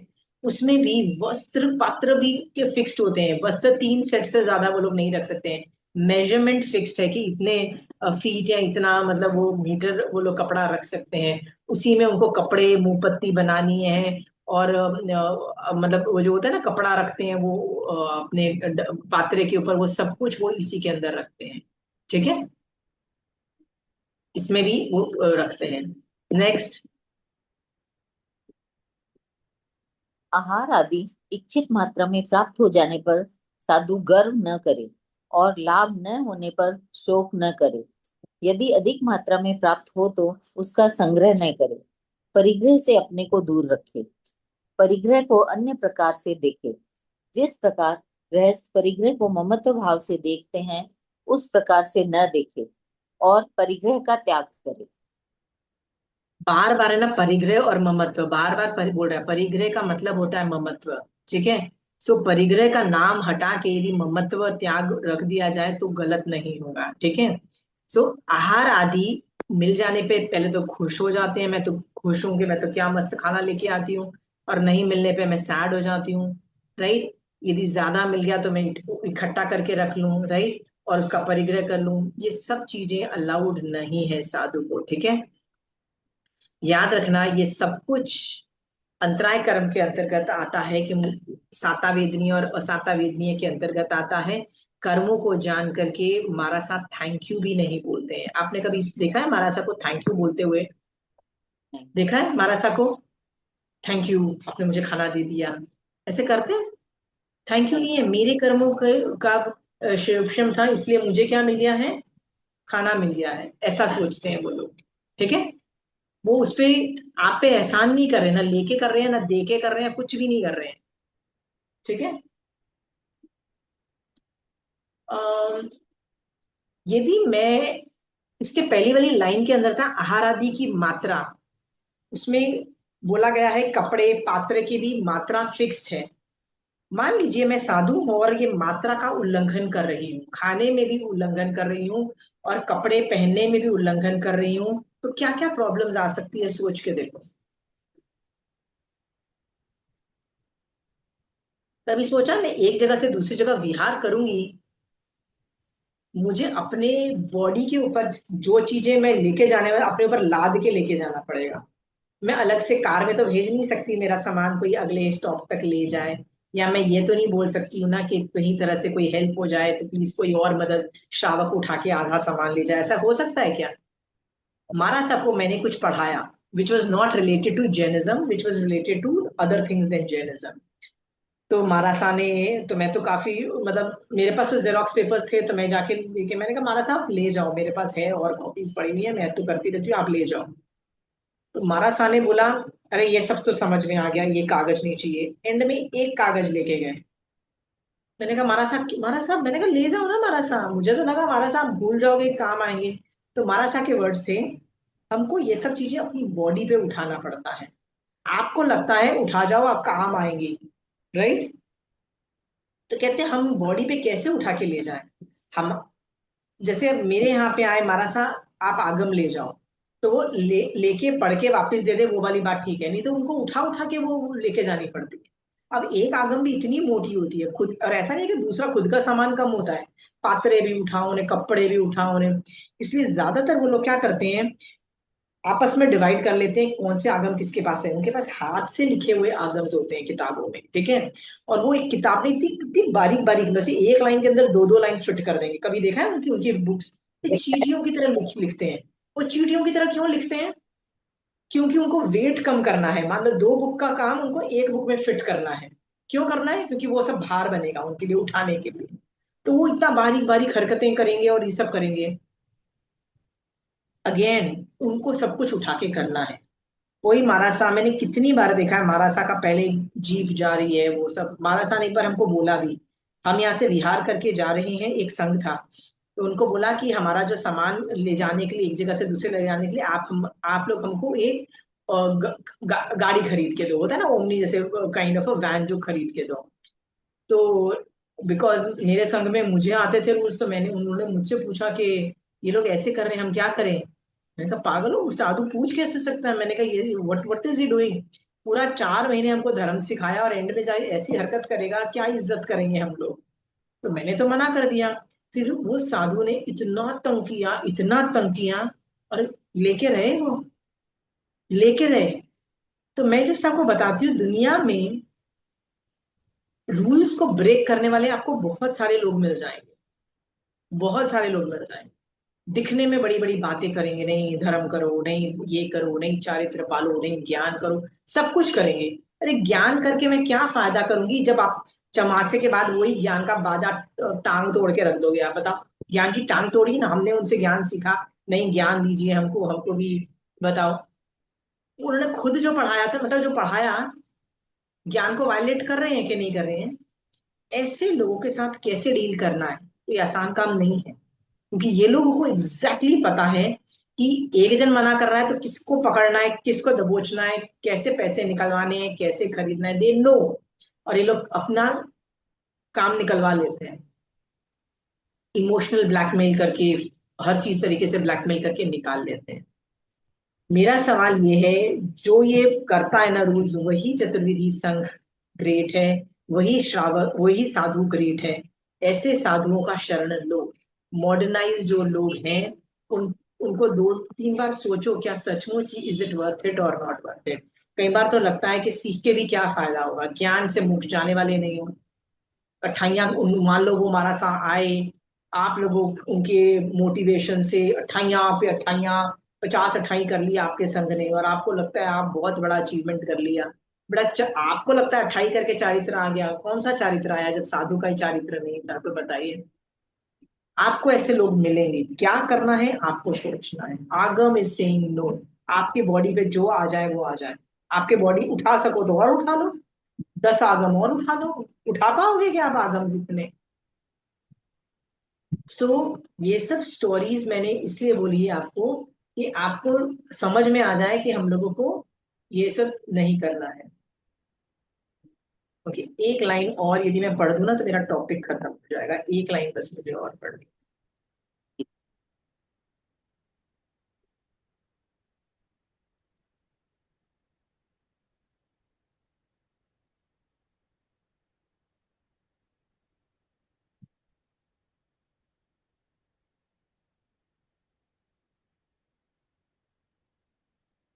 ओके, बस ये वाली लाइंस लास्ट पढ़ दी। यह मार्ग आर्य तीर्थंकरों ने प्रतिपादित किया है, जिससे कुशल पुरुष परिग्रह में लिप्त न हो, ऐसा मैं कहता हूँ। पिछली लाइन में भी ना परिग्रह की बात हो रही है कि परिग्रह एंड ममत्व आर द सेम थिंग, ठीक है। यहाँ पे मैं लिख रही हूँ कि परिग्रह को 32 आगम के अंदर इतनी गहरी व्याख्या दी गई है कि यदि साधु पहले प्रहर में कुछ खाना ले लेता है, राइट, तो वो तीसरे प्रहर के बाद वो खाना खा नहीं सकता है। तो महाराज साहब जानबूझ के कोशिश करते हैं कि जो पहले प्रहर में खाना लाया है ना, वो थर्ड प्रहर तक खत्म हो जाए। इसलिए नहीं, या तो मैं सेकंड प्रहर में लाऊं और सनसेट के पहले खा लूं, इस तरह से कोशिश करते हैं। तीसरे प्रहर के चौथे प्रहर में वो खाना भी नहीं जाता है, पानी भी नहीं जाता है, नहीं तो वो परिग्रह को क्वालिफाई कर जाता है। कांट यूज इन फोर्थ प्रहर एज इंस्ट्रक्टेड बाय भगवान फॉर कंट्रोल ऑफ लोभ गजन। अब मैं ये भगवान महावीर स्वामी भगवान को पूछना चाहती थी कि भगवान, पहले प्रहर में मैं कुछ सामान लाई हूँ, मैं चौथे प्रहर में तो आराम से कर सकती हूँ। वो सचेत तो हो नहीं गया, वो जो खाना, मान लो मैंने रोटी लेके आई हूँ मैं पहले प्रहर में, वो तो मेरी चौथे प्रहर में मैं खा सकती हूँ, उसमें कोई जीव उत्पत्ति तो हुई नहीं, फिर क्यों आपने मना किया? भगवान कहते हैं ये जो रूल है ना, ये लोभ कषाय पे वर्क करता है, परिग्रह को कम करने के लिए बोला गया है, ममत्व को कम करने के लिए बोला गया है, ठीक है। ऐसे ऐसे रूल्स बनाए हैं। तो यहाँ पे लास्ट लाइन है, यह मार्ग आर्य है तीर्थंकर का प्रतिपादित किया। मतलब ये जो है ना कि आप मूर्छा न करो, आप परिग्रह न करो, ममत्व नहीं करो, ये मार्ग महावीर स्वामी भगवान तीर्थंकरों का दिया, प्रपादित किया गया है। और कुशल पुरुष परिग्रह में लिप्त न हो, ऐसा मैं कहता हूं। फिर भगवान प्यार से बहुत अच्छा सा एडजेक्टिव देते हैं, कुशल, आप लोग बहुत कुशल हो साधु लोग, प्लीज आप क्या करो, परिग्रह में लिप्त मत हो। The aim of doing the physical activity of गोचरी अकॉर्डिंग टू जिन आज्ञा is mind control of being a परिग्रह। गोचरी को इतना डिटेल में, अभी आज की पूरी क्लास गोचरी पे थी, भगवान ने इतना डिटेल में क्यों बताया है? क्योंकि भगवान कह रहे हैं it is more a mind control of अपरिग्रह। मतलब मेरे को जिंदा रहने के लिए खाना तो खाना ही पड़ेगा, राइट, पर मेरा पेट भी भर गया, पर मेरा माइंड जो है ना, माइंड कंट्रोल देखो कि मेरा माइंड अपरिग्रह ही रह गया। कितना ब्यूटीफुल लाइन बोली भगवान ने, ठीक है। अब आप मुझे बताइए, आपको सचमुच लग रहा है कि अढ़ाई द्वीप में ऐसे साधु कितने जगह पे बैठे हुए हैं? क्या करते हैं? माइंड से गोचरी वैसे ही करते हैं जैसे तीर्थंकर भगवान ने बोला है। तो वो माइंड से अपरिग्रह पे वर्क कर रहे हैं, अपरिग्रह पे, ठीक है। और माइंड से संयम और असंयम पे भी वर्क कर रहे हैं, टेस्ट बर्ड्स और ये सब के अंदर भी। तो उनको 18 पाप लगते नहीं है जब वो तीर्थंकर की आज्ञा का पालन करते हैं। कितने ग्रेट है, अढ़ाई द्वीप में ऐसे साधु एग्जिस्ट करते हैं। ऐसे साधुओं के ऊपर से ढेर सारे कर्म हटते ही चले जाते हैं, हटते ही चले जाते हैं। जत्थे के जत्थे निकल रहे हैं, कंडक के कंडक उठ रहे हैं, उदय क्षण में जाके विलुप्त हो रहे हैं। इतनी लंबी लंबी निषेक रचनाएं छोटी सी बन जाती है। इसी शयोपशम की वजह से वो अपना सम्यक दर्शन बरकरार कर रख सकते हैं। ऐसे साधु होते हैं। दिख रहा है आपके साधु? जैसे कई लोग जो होते हैं ना, उनके ऊपर से असत कल्पना से कल्पना करो कि आप कार्बन वर्गना उनके ऊपर से निकलते हुए देख नहीं सकते हो, पर सोच के देखो, यदि आप देख सकते तो उनके ऊपर से कितने जबरदस्त कार्बन वर्गना हट रही है, कितनी जबरदस्त जत्थे के जत्थे। क्योंकि जो बाल तप से आप निर्जरा करते हो, उससे अनंत गुना ज्यादा पलक झपकाने मात्र में साधु निर्जरा कर देता है। सोचो उनके ऊपर से कैसे जैसे फ्यूम्स निकल रहे हैं ना, वैसे निर्जरा निकल रही है। ऐसे साधु धन्य है। अढ़ाई द्वीप में ऐसे साधु ही मोक्ष जा रहे हैं। ऐसे साधु ही तीसरे भव में अपने संसार को सीमित करके निकल जाते हैं संसार से। राइट? जहां भी ऐसे साधु हैं, भगवान मैं आपकी शरण लेती हूँ, मुझे भी आप अपनी तरह जल्दी से जल्दी मोक्ष पहुंचा देना।